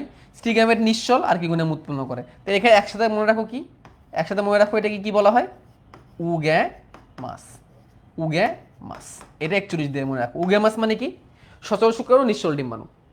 উগ্যামাস মানে কি, সচল শুক্রাণু নিশ্চল ডিম্বাণু, সচল শুক্রাণু নিশ্চল ডিম্বাণু। এদের হিটেরোমরফিক জনুক্রম আছে, হিটেরোমরফিক জনুক্রম। গতদিনকে রাজীব ভাই তোমাদেরকে জনুক্রম বুঝাইছে, জনুক্রম কি বুঝাইছেন ম্যালেরিয়ার পরজীবীতে? জনুক্রম কি, যাদের হ্যাপ্লয়েড দশা ডিপ্লয়েড দশা বারবার ঘুরে ফিরে আসবে, এদেরকে জনুক্রম বলে, রাইট? তো এদের ক্ষেত্রে এটা হিটেরোমরফিক, মর্ফ মানে চেহারা, হেটেরো মানে ভিন্ন, ভিন্ন চেহারা, অর্থাৎ এদের গ্যামেটোফাইটিক দশা স্পোরোফাইটিক দশা ঘুরে ফিরে আসতেছে, ঠিক আছে, বা দুটা সমান না, এখানে স্পোরোফাইটিক বেশি গ্যামেটোফাইটিক কম, এই জন্য এটাকে হিটেরোমরফিক, মর্ফ মানে চেহারা, হেটেরো মানে ভিন্ন, অর্থাৎ এই অবস্থায় দুটা চেহারা ভিন্ন থাকবে। গ্যামেটোফাইটিক দশা স্পোরোফাইটিক দশার চেহারা ভিন্ন থাকবে, দুটার দশার উদ্ভিদের চেহারাটা একরকম হবে না, এই জন্য হিটেরোমরফিক জনুক্রম বলে, বা এটাকে হেটারো জনুক্রমও বলা হয়। তো এই কথাগুলো লাগবে। শনাক্তকারী বৈশিষ্ট্য দেখো, দেহকে মূলকাণ্ড পাতায় বিভক্ত, এখানে নতুন করে দাগানোর মতো কিছু নয়, আমরা জানি। টেরিস, আমরা কিন্তু টেরিস পড়তেছি, টেরিস কি, রিক্সা যেরকম পড়ছিলাম বায়োফাইটায়, টেরিডোফাইটায় পড়তেছি টেরিস। এর রাইজোম থাকে, এটা নতুন করে পড়ার মতো কিছু নয়, এটা আমরা জানি, আগে দেখে আসছি। রাইজোমে র্যামেন্টা নামক শল্কপত্র থাকে, রাইজোমে র্যামেন্টা নামক শল্কপত্র থাকে, রাইজোমে র্যামেন্টা নামক কি থাকে, শল্কপত্র থাকে। শল্কপত্র মনে আছে, মনে করো টিস্যু চ্যাপ্টারে পড়ছো শল্কপত্র, শল্ক শল্ক শল্কপত্র, তো এটার নাম কি, র্যামেন্টা। এটা আসে পরীক্ষায়, মেডিকেলে আসছে এটা, যে মেডিকেলে আসতে পারে এটা, যে ফার্নের শল্কপত্রকে কি নামে ডাকে, র্যামেন্টা নামে ডাকে। কচি পাতা কুণ্ডলিত, এটা এখান থেকে পড়ো না, সামনে আসবে, এখান থেকে পড়ো না, লাগবে এখান থেকে পড়ো না। স্পোরগুলো একই রকমই, এখানে একটা কথা মাথায় রাখো, টেরিডোফাইটার ক্ষেত্রে ভিন্ন স্পোর হয়, বাট এর ক্ষেত্রে একই রকমই। টেরিসের ক্ষেত্রে একই রকমই, টেরিসের স্পোরগুলো সমান, এক্ষেত্রে একই। স্পোরন যে একত্রে পত্র কিনা সোরাস তৈরি করে, এটাও লাগবে একটু পরে। ফলস ইন্ডুসিয়াম থাকে, এটাও লাগবে একটু পরে। আচ্ছা, প্রোথেলাস সবুজ হৃদপিণ্ড সব, সেটাও লাগবে একটু পরে। রাইজোমের নিচে অস্থানিক মূল বের হয়, এটা দাগাইতে পারো, এর অস্থানিক মূল তৈরি হয়, অস্থানিক মূল তৈরি হতে পারে। অস্থানিক মূল সাইকাসে পড়ছিলা, সাইকাসে অস্থানিক মূল থাকে, এরও কিন্তু থাকে। অস্থানিক মূল কি, যেই মূল ভ্রূণমূল থেকে তৈরি হয় না, ঠিক আছে। পাতায় র্যাকিস থাকে, এটাও দাগারও একটু পড়া লাগবে। তার মানে এখানে প্রত্যেকটা কথাই গুরুত্বপূর্ণ, সহজ ভাষা, এখানে প্রত্যেকটা কথাই গুরুত্বপূর্ণ, বাট একটু পরে আমি দাগাই দিচ্ছি। এখানে প্রত্যেকটা কথাই গুরুত্বপূর্ণ, আমি স্টার আরও বাড়াই দিলাম, এখানে প্রত্যেকটা কথাই গুরুত্বপূর্ণ, একটু পরে আমি এগুলো দাগাই দিচ্ছি একসাথে, ধাপে ধাপে দাগাই দিচ্ছি।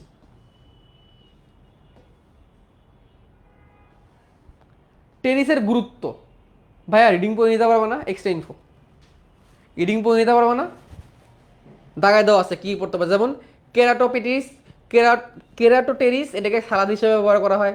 লাইকোপোডিয়াম, ইউস্টিয়াম, এগুলা হোমিওপ্যাথিক ওষুধে ব্যবহার করা হয়। ড্রায়োপটেরিস, তারপর ইকুইস্টিয়াম, এগুলাকে ব্যবহার করা হয় হচ্ছে সার হিসাবে। লাইকোপেডিয়ামকে আতশবাজিতে ব্যবহার করা হয়, যেটা একবার আসলো, লাইকোপেডিয়ামের স্পোরকে আতশবাজিতে ব্যবহার করা হয়, ঠিক আছে। তো অ্যাজোলা পাতা নীলাভ সবুজ শৈবালে মৃতজীবী বসবাস করে, নাইট্রোজেন সংবর্ধনে হেল্প করে, একটু পড়ে নিও, চলে আসে মাঝে। এগুলো আমার নিজের মতো পড়ানো কিছু না, এগুলো এক্সট্রা ইনফো একসাথে করে দিছি।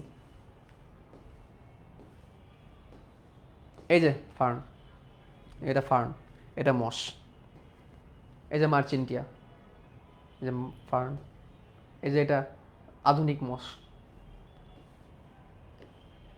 এই যে ফার্নের পোথেলাস, একটু পরে দেখবো যে পিন্ডাকার পোথেলাস, এটা এরকম হয় দেখতে। এই যে কচি পাতা এরকম পেঁচানো থাকে, এটাকে সার্সিয়েট ভার্নেশন বলে। এই সার্সিয়েট ভার্নেশন কই পড়ছি দেখো তো, নগ্নবীজিতে পড়ছি না? নগ্নবীজির ফার্ন তার কচি পাতা কেমন পেঁচানো, তো সাইকাসের সাথে কিন্তু মিল আছে।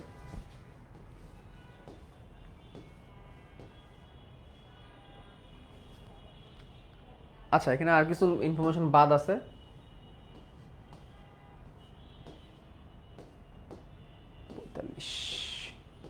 46 থেকে শুরু হবে। টেরিস উদ্ভিদে টেরিডোফাইট ভাস্কুলার অপুষ্পক। ঠিক আছে, এখানে তেমন কিছু নাই দেখানোর মতো। আচ্ছা, এখানে একটা কথা রাখবা, বাংলাদেশে টেরিস পাওয়া যায়, টেরিসকে সানফান বলে, এই কথাটা দেখায় রাখো, সানফান। সানফান, ফান এবং সান কেন? সে সূর্যের আলোতে রোদে বেশি জন্মাইতে পছন্দ করে, তার নাম সানফান। তো বাংলাদেশে টেরিস ভিটাটা, টেরিস লঙ্গিফোলিয়া, এর মধ্যে টেরিস ভিটাটা বাংলাদেশে সব থেকে বেশি পাওয়া যায়, এই লাইনটা দেখায় রাখো, বাংলাদেশে সব থেকে বেশি পাওয়া যায় টেরিস ভিটাটা। আচ্ছা, আরেকটা কথা মনে রাখো, টেরিসরা ইটের স্তূপে জন্মায় বলে এটাকে অর্ধবায়বীয় বা সাব এরিয়াল বলে, এই লাইনটাও দেখাও। এটা ইটের স্তূপে, ইটের গায়ে, দেওয়ালের গায়ে হয়, এই জন্য সাব এরিয়াল বলে। সাব মানে অর্ধ, এরিয়াল মানে বায়বীয়, অর্ধবায়বীয় বলে। অর্থাৎ এদের অর্ধেক দেহ বাতাসে, অর্ধেক দেহ ইটে থাকে। ঠিক আছে, আসো টেরিসের গঠন দেখো। এই পুরো গাছটার এইটুক হচ্ছে একটা পাতা, এইটুক হচ্ছে একটা পাতা, পুরোটা মিলে একটা পাতা। এই ফানের পাতাকে বলা হয় ফ্রন্ট। ফানের পাতাকে কি বলা হয়? ফ্রন্ট। তাহলে এই একটা পাতার মধ্যে ছোট ছোট যে এইগুলো কি, তাইলে এগুলোকে কি বলে? তাইলে এগুলোকে বলে পিনা, এগুলোকে বলে পিনা। কি বলা হয়? পিনা। সাইকাসের সাথে মিলতেছে না? সাইকাসের পুরোটা মিলে একটা পাতা, ছোট ছোটগুলোকে পিনা। হ্যাঁ, মিলতেছে না?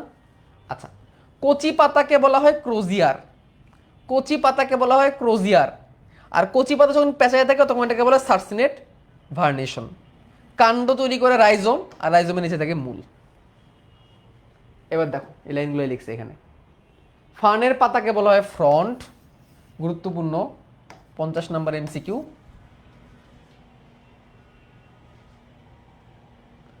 কুণ্ডলিপাত কচি পাতাকে বলা হয় সার্সিনেট ভার্নেশন, 51 নম্বর এমসিকিউ।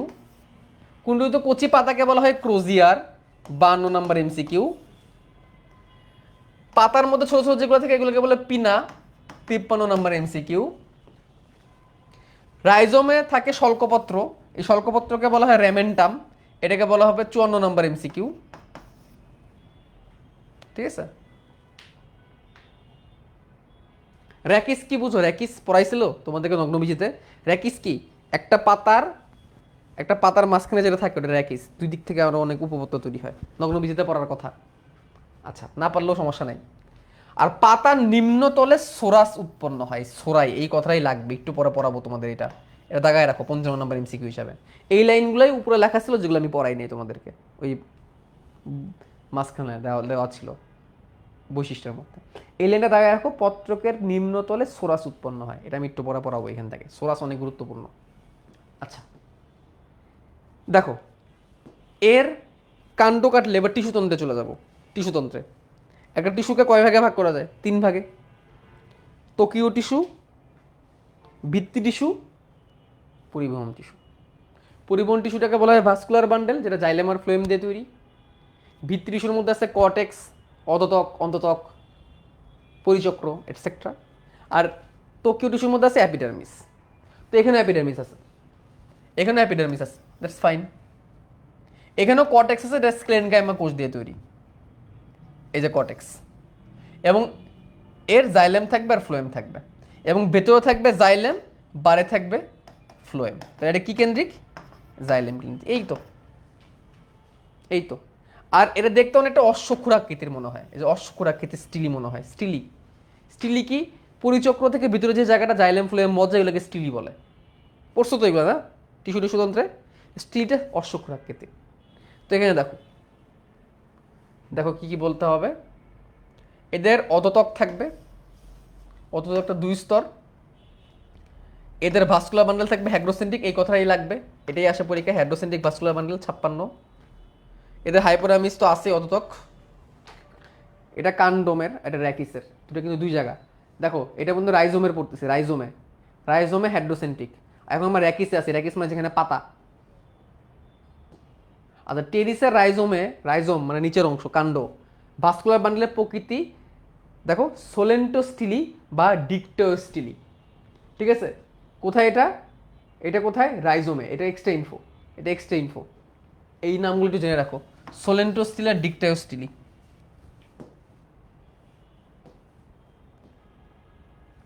আর র্যাকিসের ভাস্কুলার বান্ডেল অশ্বক্ষুর আকৃতির,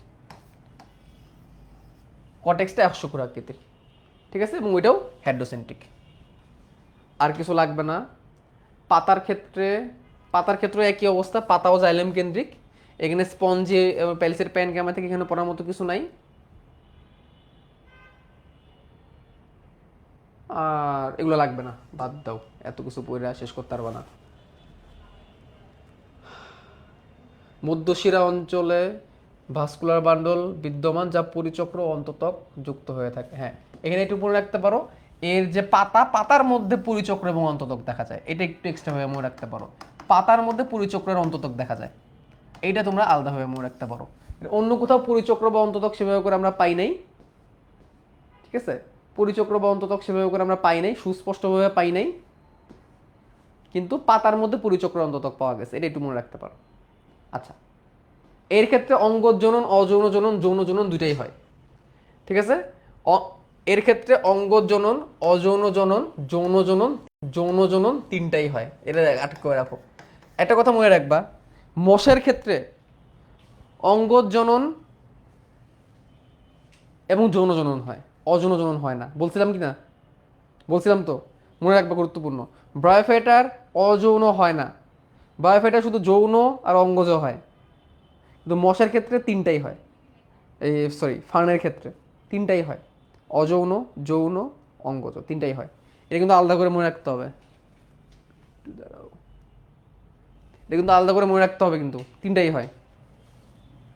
ঠিক আছে, আসো। অঙ্গজ জনন, অঙ্গজ জনন কি, একটার গোড়া থেকে নতুন একটা তৈরি হয়।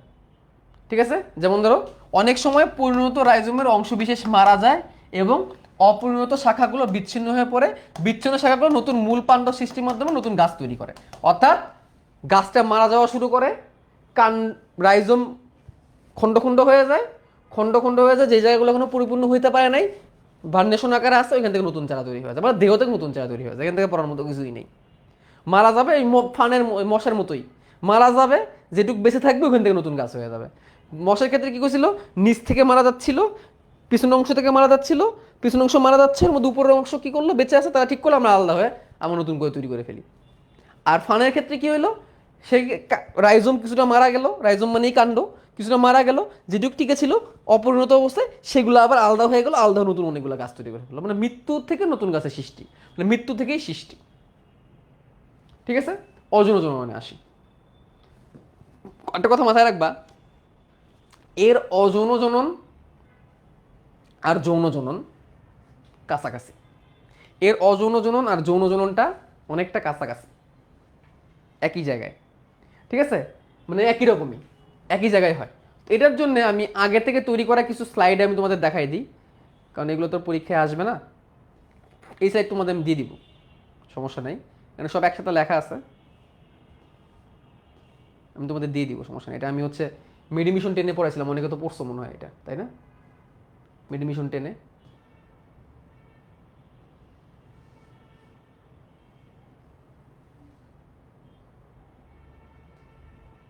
আচ্ছা দেখো, এই যে একটা পিনা, এটা পিনা না, এ দেখো এই যে এটা পুরোটা একটা পাতা, এই যে এটা হচ্ছে র্যাকিস, যেটা বলতেছিলাম, এই যে র্যাকিস, এখান থেকে একটা পিনা নিলাম, এখান থেকে একটা পিনা নিলাম। ঠিক আছে, একটা পিনা, পিনার পরে এই যে সেই পিনা, পিনার মধ্যে দেখো এই যে ছোট ছোট এরকম তৈরি হবে, দেখছো এই যে এরকম তৈরি হবে, ঠিক আছে? এইটাই হচ্ছে সোরাস, পাতার নিম্নতকে এটাই হচ্ছে সোরাস, ঠিক আছে? তোমাদের আমি একটু দেখাই, রিয়েলি রিয়েলি একটু দেখাই দিই, তাহলে মনে থাকবে।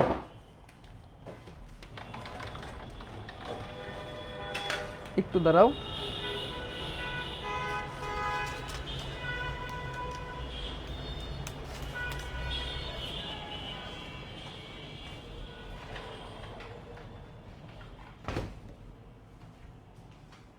এই যে পুরোটা ফার্ন, ঠিক আছে? পুরোটা ফার্নের পাতা। এই ফার্নের পাতা পুরো কিন্তু একটা পাতা। এটা হচ্ছে র্যাকিস, এটা র্যাকিস। আর এগুলো একটা পিনা, এক একটা পিনা, এগুলোকে পাতা ভাবা যাবে না, এগুলো একটা পিনা। এক মিনিট, পিছনের ব্যাকগ্রাউন্ডটা আমি একটু সাদা করে দিই, তাহলে ভালো হবে।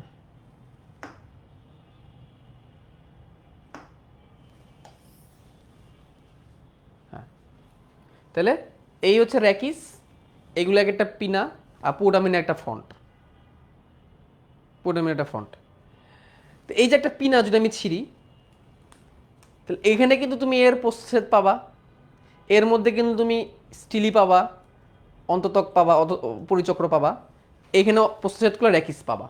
এগুলো আমি দেখাইছি একটু আগে। তো দেখো এই যে একটা পিনা, এই যে পিনা, এটা হচ্ছে ঊর্ধ্বতক, প্লেন, কিছু নাই, ঊর্ধ্বতক প্লেন, এখানে তেমন কিছু নাই। তো নিম্নতকে দেখো কিছু দেখতে পারতেছো? নিম্নতকে ছোট ছোট ছোট ছোট ছোট, দেখছো? এইগুলো হচ্ছে সোরাস, এগুলোই কি সোরাস। সোরাস উৎপন্নকারী পাতা, এটাকে বলে স্পোরোফিল, এটাকে স্পোরোফিল বলে। এইটাকে না ঢেকি শাক বলে। এ কে ভাই আপনি এতক্ষণ পরে আসছেন? হ্যাঁ, আমি তো এটা প্রথমে পড়াই দিচ্ছি, এটা ঢেকি শাক বলে। এতক্ষণ পরে এসে বলতেছে এটা ঢেকি শাক বলে? হ্যাঁ, এতক্ষণ পরে আইসা। তো যেই পাতা থেকে সোরাস তৈরি হবে ওইটাকে স্পোরোফিল বলবে।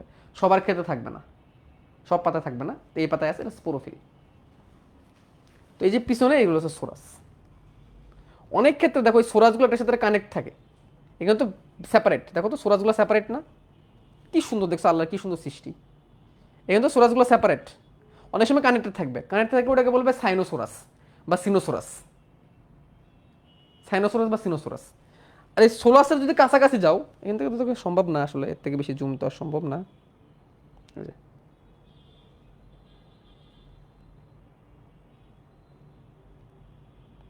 এই সোরাসের ভিতরে কি আছে জানো? অনেক স্পোরাঞ্জিয়া আছে। এই সোরাসের ভিতরে আছে অনেক স্পোরাঞ্জিয়া, স্পোরাঞ্জিয়া, এটা আমি এখন তোমাদেরকে দেখাবো। দেখো এই হচ্ছে সেই গঠনটা, ঠিক আছে? এখন মিলছে? এই যে সোরাস, তাহলে এই পুরোটা পিনা, পিনার নিচে সোরাস, সোরাস, ঠিক আছে? সোরাস। তো যেই পাতা সোরাস উৎপন্ন করবে সেই পাতাকে স্পোরোফিল বলবে। তাহলে সোরাস উৎপন্নকারী পাতা বা স্পোর উৎপন্নকারী পাতা কে বলা হবে? স্পোরোফিল। আচ্ছা, এই সোরাসটা দেখতে হচ্ছে এরকম,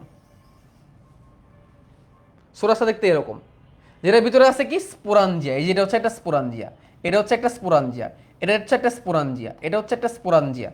স্পোরাঞ্জিয়ামের ভিতরে থাকবে স্পোর, স্পোরাঞ্জিয়ামের ভিতরে থাকবে স্পোর। এই দেখো সোরাস দেখতে এরকম, এই যে সোরাস দেখতে এরকম। আর সোরাসের মাথায় আবার একটা ঢাকনি থাকবে, দেখো ঢাকনি, ঢাকনি। ওই ঢাকনিটাকে বলা হবে ফলস ইন্ডুসিয়াম বা ফল্ক ইন্ডুসিয়াম, ঠিক আছে? সোরাসের মাথায় ঢাকনা থাকবে, ঢাকনাটাকে বলা ফলস ইন্ডুসিয়াম বা ফল্ক ইন্ডুসিয়াম।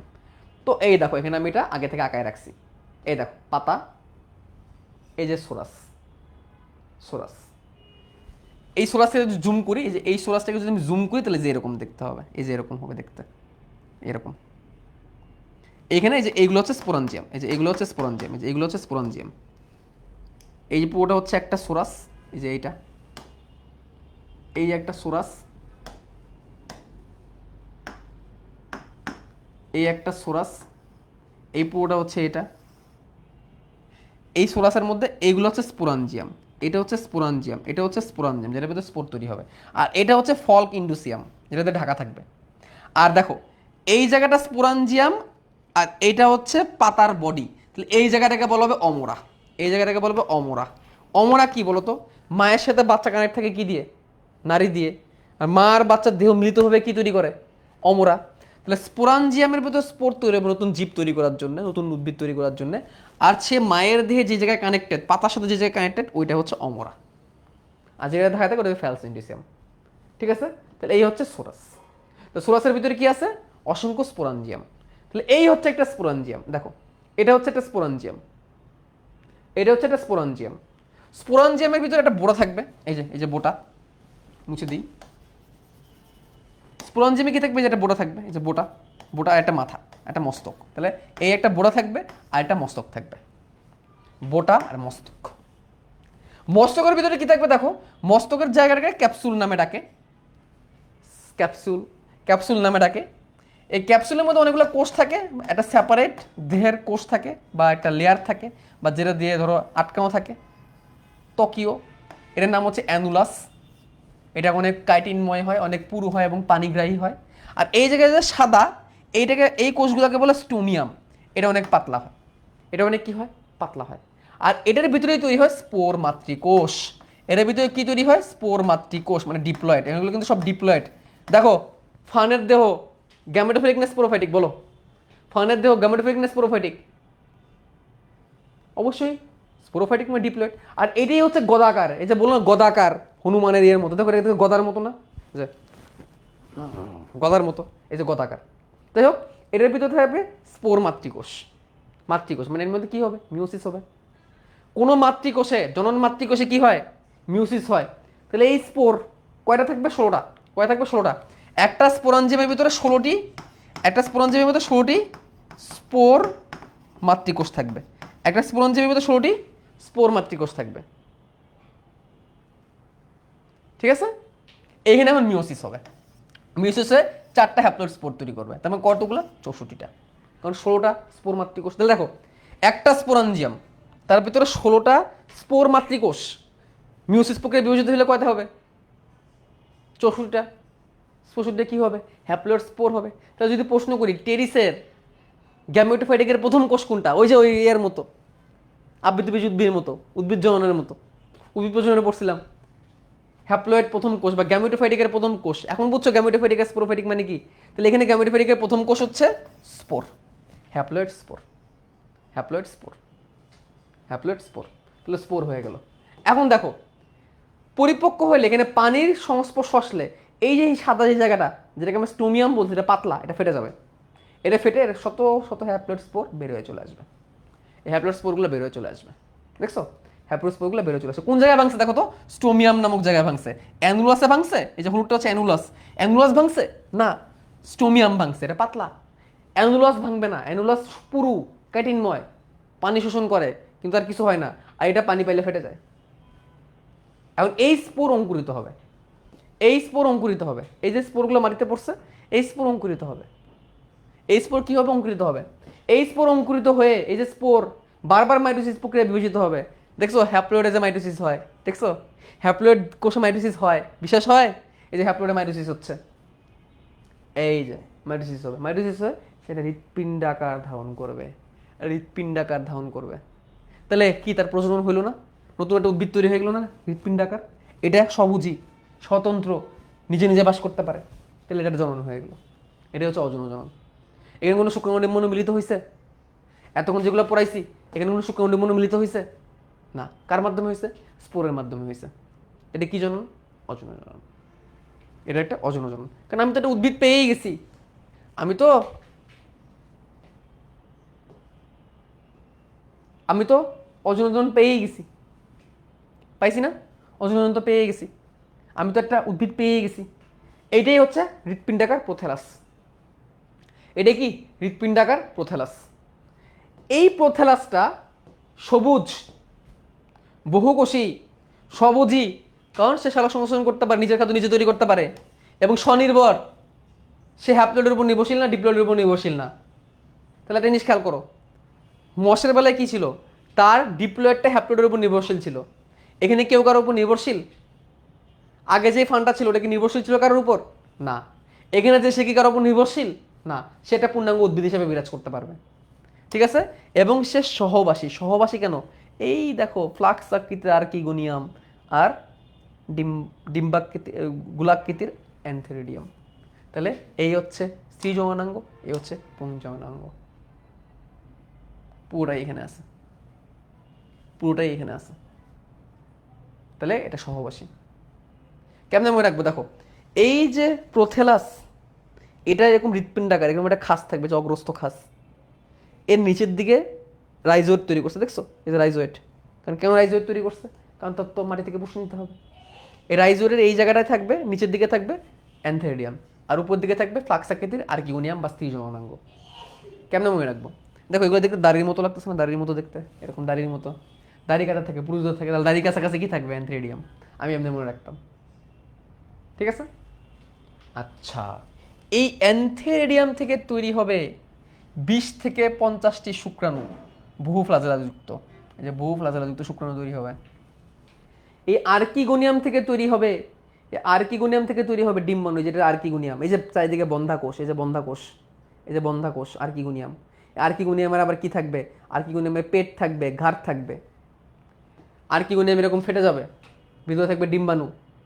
ডিম্বাণু, এই শুক্রাণুটা পানিতে ভাসতে ভাসতে এইটার ভিতরে ঢুকবে, এবং ভিতরে যখন ঢুকবে তখন এখানে ভিতরে ম্যালিউরিক অ্যাসিড হেল্প করবে, ম্যালিউরিক অ্যাসিড হেল্প করবে, মিউকাস থাকবে পিচ্ছিল, ভিতরে ঢুকবে, ঢুকে নিষেক হবে, ঢুকে কি নিষেক হবে। এবং এই ঘটনাগুলো কোথায় ঘটবে? এটার উপরে ঘটবে, এটার উপরেই কিন্তু ঘটবে, নিষেক হবে। ঠিক আছে, নিষেক হবে। নিষেক হওয়ার পরে কি হবে? নিষেক হওয়ার পরে কি হবে? দেখো এই যে, এই দেখো হৃৎপিণ্ডাকার, এই যে আর্কিগোনিয়াম, এখান থেকে ডিম্বাণু, এই যে অ্যান্থেরিডিয়াম, এখান থেকে শুক্রাণু মিলিত হয়ে নিষেক হইল। নিষেক হয়ে যায়, নিষেক। এই যে প্রোথেলা যেটা ছিল হৃৎপিণ্ডাকার, এইখান থেকেই নতুন একটা ডিপ্লয়েড গাছ তৈরি হবে। নিষেক মানে কি? ডিপ্লয়েড। এখান থেকে নতুন একটা গাছ তৈরি হয়ে যাবে, নতুন একটা গাছ তৈরি হয়ে যাবে। আস্তে আস্তে এই নিচের এটা মারা যাবে, হৃৎপিণ্ডাকার যেটা মারা যাবে, নতুন একটা গাছ তৈরি হয়ে যাবে। পুরো চক্রটা দেখো, পুরো দেখো। এই একটা ফার্ন, এই তার কাণ্ড রাইজোম, নিচের রাইজোয়েট, এই তার একটা পাতা, এগুলো একটা পিনা, মাঝখানে একটা র্যাকিস।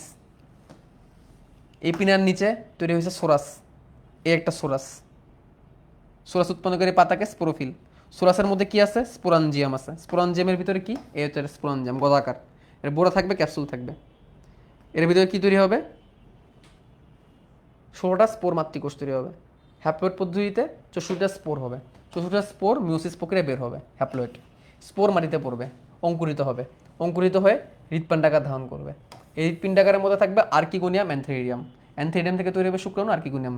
শুক্রাণু তৈরি হবে 20 থেকে 50টা, বহু ফ্লাজেলা যুক্ত, মিলিত হবে, মিলিত হয়ে তৈরি করবে জাইগোট। জাইগোটটা এখান থেকেই, এই পাতার উপরেই, এই যে হৃৎপিণ্ডাকার, এটার উপর থেকেই আস্তে আস্তে গাছ তৈরি করবে। বুঝছো? শেষ কিন্তু আমাদের, এবার আসে বইয়ে।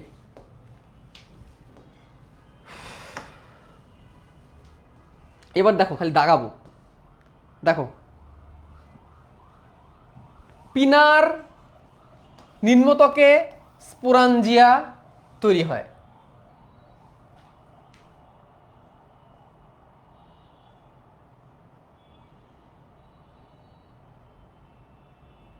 ওই কথাটা কই, যেখান থেকে স্পোর তৈরি হয় ওইটাকে স্পোরোফিল বলে। এই যে সোরাস উৎপন্নকারী পাতাকে বলা হয় স্পোরোফিল। সোরাস উৎপন্নকারী পাতাকে বলা হয় স্পোরোফিল। এটা 58 নাম্বার, দাগাও। তারপর দাগাও, যে টিস্যু হতে স্পোরাঞ্জিয়াম উৎপন্ন হয় তাকে প্লাসেন্টা বা অমরা বলে। 59।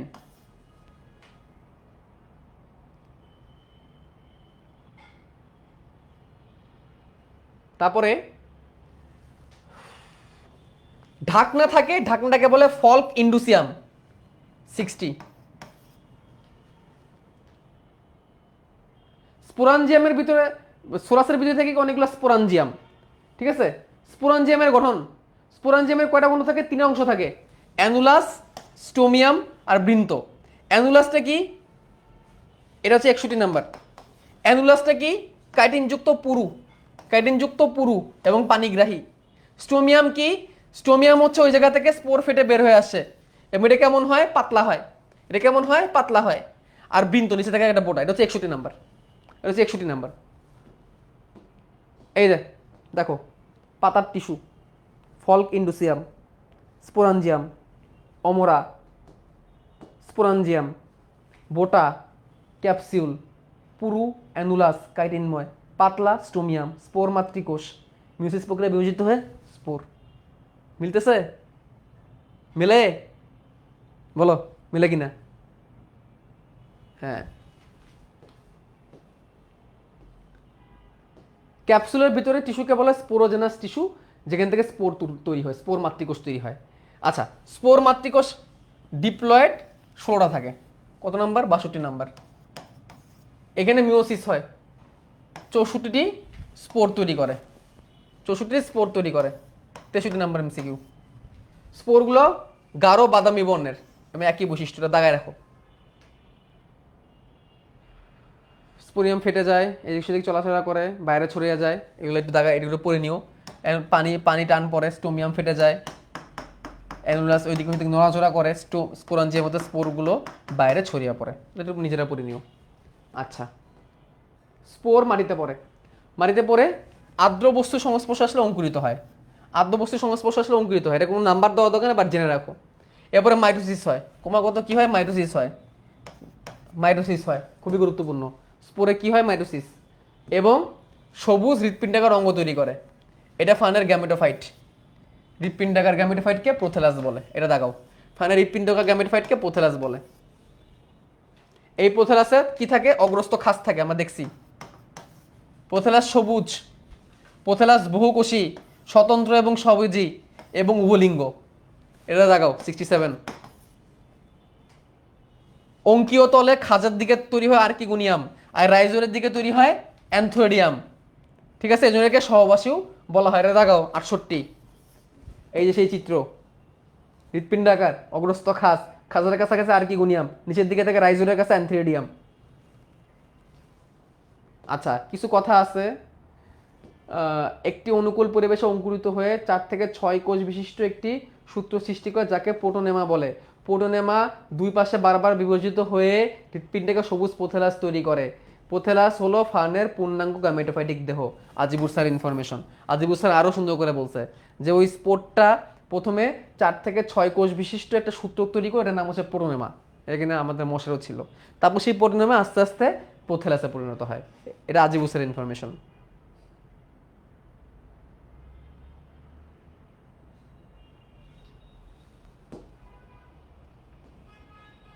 যৌনজনন তো মিলিত হয়ে এটা যৌনজনন হবে। আর্কিগোনিয়াম, আর্কিগোনিয়াম দেখতে কেমন? আর্কিগোনিয়াম ফ্লাক্স আকৃতির, তো আমি আগেই দেখছি। এটা একটা গ্রীবা থাকবে, এটা উদর থাকবে, এটা তোমাদের একটু আগে দেখাইছি। গ্রীবা থাকবে, উদর থাকবে, এর ভিতরে থাকবে ডিম্বাণু। উদরে থাকবে উদরীয় নালিকা কোষ, গ্রীবায় থাকবে গ্রীবা নালিকা কোষ। দেখাই তোমাদেরকে, দাঁড়াও। এই যে, এই যে এটা হচ্ছে আর্কিগোনিয়াম। এইখানে থাকবে একটা গ্রীবা, এখানে থাকবে উদর। এই যে এটা ঘাড়, এটা হচ্ছে উদর। এখানে থাকবে গ্রীবা নালিকা কোষ, এখানে থাকবে উদরীয় নালিকা কোষ। এগুলো একটা সময় ফেটে যায়, ভ্যানিশ হয়ে যায়, শুধু থাকে ডিম্বাণু। এবং এটা কি দ্বারা পূর্ণ থাকে? এই নালিকা পথটা, কোষগুলো বিগলিত হয়ে নালীপথ তৈরি করে। এই নালীপথে মিউসিলেজ এবং ম্যালিউক অ্যাসিড পূর্ণ থাকে। এই কথাটা খুবই গুরুত্বপূর্ণ। নালীপথে কি থাকে? মিউসিলেজ এবং ম্যালিউক অ্যাসিড। লাইনটা কেন দাগায় নেই আল্লাহ জানে, আমি দাগাই দিচ্ছি। এই লাইনটা ইম্পর্টেন্ট, 69। তা দেখো, এটা হচ্ছে আর্কিগোনিয়াম। আর্কিগোনিয়ামে কি থাকে? গ্রীবা থাকে, উদর থাকে। গ্রীবায় থেকে গ্রীবা নালিকা কোষ, উদরে থেকে উদর নালিকা কোষ। কেন নালিকা কোষ? কারণ এগুলো একসময় ভ্যানিশ হয়ে যাবে, ভ্যানিশ হয়ে নল তৈরি করবে, এই জন্য। ঠিক আছে। অ্যান্থেরিডিয়াম, অ্যান্থেরিডিয়ামের ভিতরে 20 থেকে 50টা শুক্রাণু থাকে, এই কথাটাই গুরুত্বপূর্ণ। 20 থেকে 50টি শুক্রাণু মাতৃকোষ বা অ্যান্ডোসাইট থাকে। ঠিক আছে, শুক্রাণু মাতৃকোষ বা অ্যান্ডোসাইট থাকে। এটা ঢাকনা দিয়ে ঢাকা থাকে, বলয় কোষ থাকে, একটি ঢাকনা থাকে, বহু ফ্লাজেলা বিশিষ্ট শুক্রাণুতে পরিণত হয়। এই কথাটা গুরুত্বপূর্ণ, বহু ফ্লাজেলা বিশিষ্ট শুক্রাণু। সব পড়া লাগবে না, এগুলো মনে রাখো। এইগুলাই ফ্লাজেলা শিশির বা বৃষ্টির পানিতে সাঁতার কেটে আর্কিগোনিয়ামের সংজ্ঞাটা আসে, এটা গুরুত্বপূর্ণ। এইগুলাই ফ্লাজেলার সাহায্যে শিশির বা বৃষ্টির পানিতে সাঁতার কেটে আর্কিগোনিয়ামে আসে। এই যে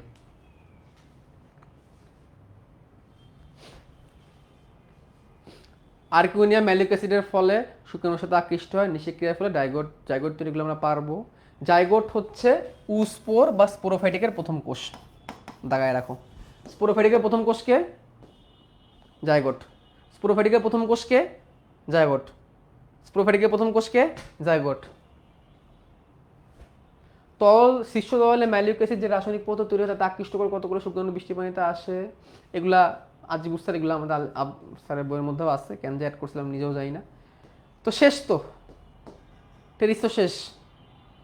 মূল মাটিতে প্রবেশের পর প্রোথেলাস শুকিয়ে নষ্ট হয়ে যায়, স্পোরোফাইটিক গাছ পূর্ণাঙ্গ উদ্ভিদে পরিণত হয়। ওই তো একই কথা, একসময় প্রোথেলাস আর থাকবে না, পূর্ণাঙ্গ উদ্ভিদ তৈরি হয়ে যাবে, শেষ। তো এখানে যা জনুক্রম ব্যাখ্যা করছে, তো জনুক্রমের ক্ষেত্রে দেখো খেয়াল করে একটা জিনিস খেয়াল করো, তার স্পোরোফাইটিক দশাটা অনেক বেশি সময় ধরে ছিল, গ্যামেটোফাইটিকটা অল্প সময় ছিল, এই জন্য চিত্রটা এরকম বাঁকা। তাহলে আমরা কি বলবো, প্রোথেলাসের ফার্নের গ্যামেটোফাইটিক স্বল্প, স্পোরোফাইটিক দীর্ঘ। এই দেখো পূর্ণাঙ্গ গাছ, সোরাস, স্পোরাঞ্জিয়াম, স্পোর মাতৃকোষ, মিওসিস, স্পোর টেট্রাট, স্পোরোগম, prothallus, antheridium, archegonium, antheridium archegonium থেকে শুক্রাণু, ডিম্বাণু, মৃত স্পোর, শুরু হলো ডিপ্লয়েড, স্পোরোফাইটিক, নিচের প্রোথেলাস মারা যাওয়া শুরু করলো, পূর্ণাঙ্গ গাছ হয়ে গেল। তাহলে তার জনুক্রম আছে। এবার এটা সুস্পষ্ট জনুক্রম, সুস্পষ্ট জনুক্রম, এটাই বলছে। তো এখানে এত কথা লাগবে না, এগুলো লাগবে না।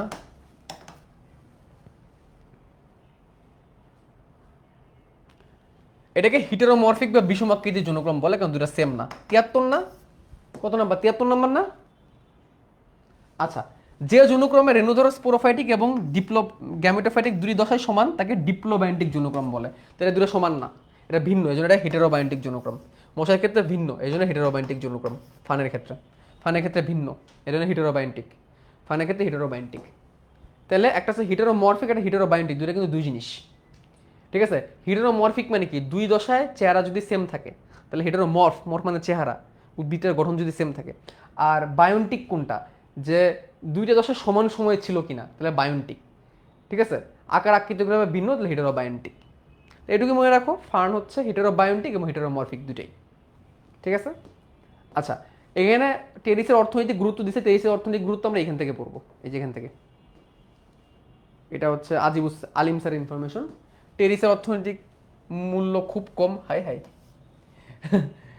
এগুলো ক্ষতিকর বিষাক্ত আগাছা, যাদের ভক্ষণ করলে গবাদি পশুর ক্ষতি হয়। বাহ, আবার নাকি ঢেকি শাক। কিছু বোঝে টেরিস ব্যবহার উপযোগী। সাবান ও কাঁচ তৈরিতে যে পটাশ ব্যবহার করা, এটা টেরিস থেকে সংগ্রহ করা হয়। এদের পাতা থেকে জ্বালানি তৈরি করা যায়। টেরিসের কচি কাণ্ড কৃমিনাশক হিসেবে ব্যবহার করা যায়। অনেক ক্ষেত্রে মদ তৈরিতে টেরিস ব্যবহার করা হয়। রং কাগজ শিল্পে ব্যবহার করা হয়।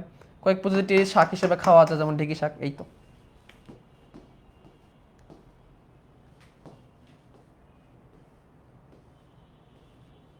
খাত্তাম, শেষ। ওয়াও, আজকে তো বিশ্বাসই হচ্ছে না, 1.5 ঘন্টায় ক্লাস শেষ। ওয়াও, ভালো লাগতেছে না ব্যাপারটা, 1.5 ঘন্টায় শেষ হয়ে গেল। ওকে, শেষ। Tata tata. নেক্সট ক্লাসে তোমাদেরকে প্রাণীর আচরণ পড়াবো। প্রাণীর আচরণ আজকেই শুরু করা যায় তো। আজকের লেকচারে প্রাণীর আচরণ ছিল, আমি কেটে দিছি, কারণ একসাথে 2 চ্যাপ্টার, দুটোই আবার শর্ট সিলেবাসের বাইরের চ্যাপ্টার, তালগুলো পাকায় যেত। আর উদ্ভিদ বিজ্ঞান থাকুক। তো নেক্সট ক্লাসে প্রাণীর আচরণ পড়াবো। তো প্রাণীর আচরণ শেষ করার পরে আবার শৈবালও পড়াবো। ঠিক আছে। ওয়াও, 1.5 ঘন্টায় ক্লাস শেষ, মজা। ঠিক আছে, বুঝছো তো? প্যাস কঠিন লাগছে? কঠিন না।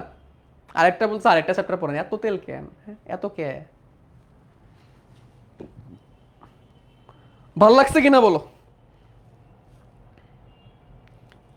पहले ए कहो तुमको अच्छा लगा कि नहीं।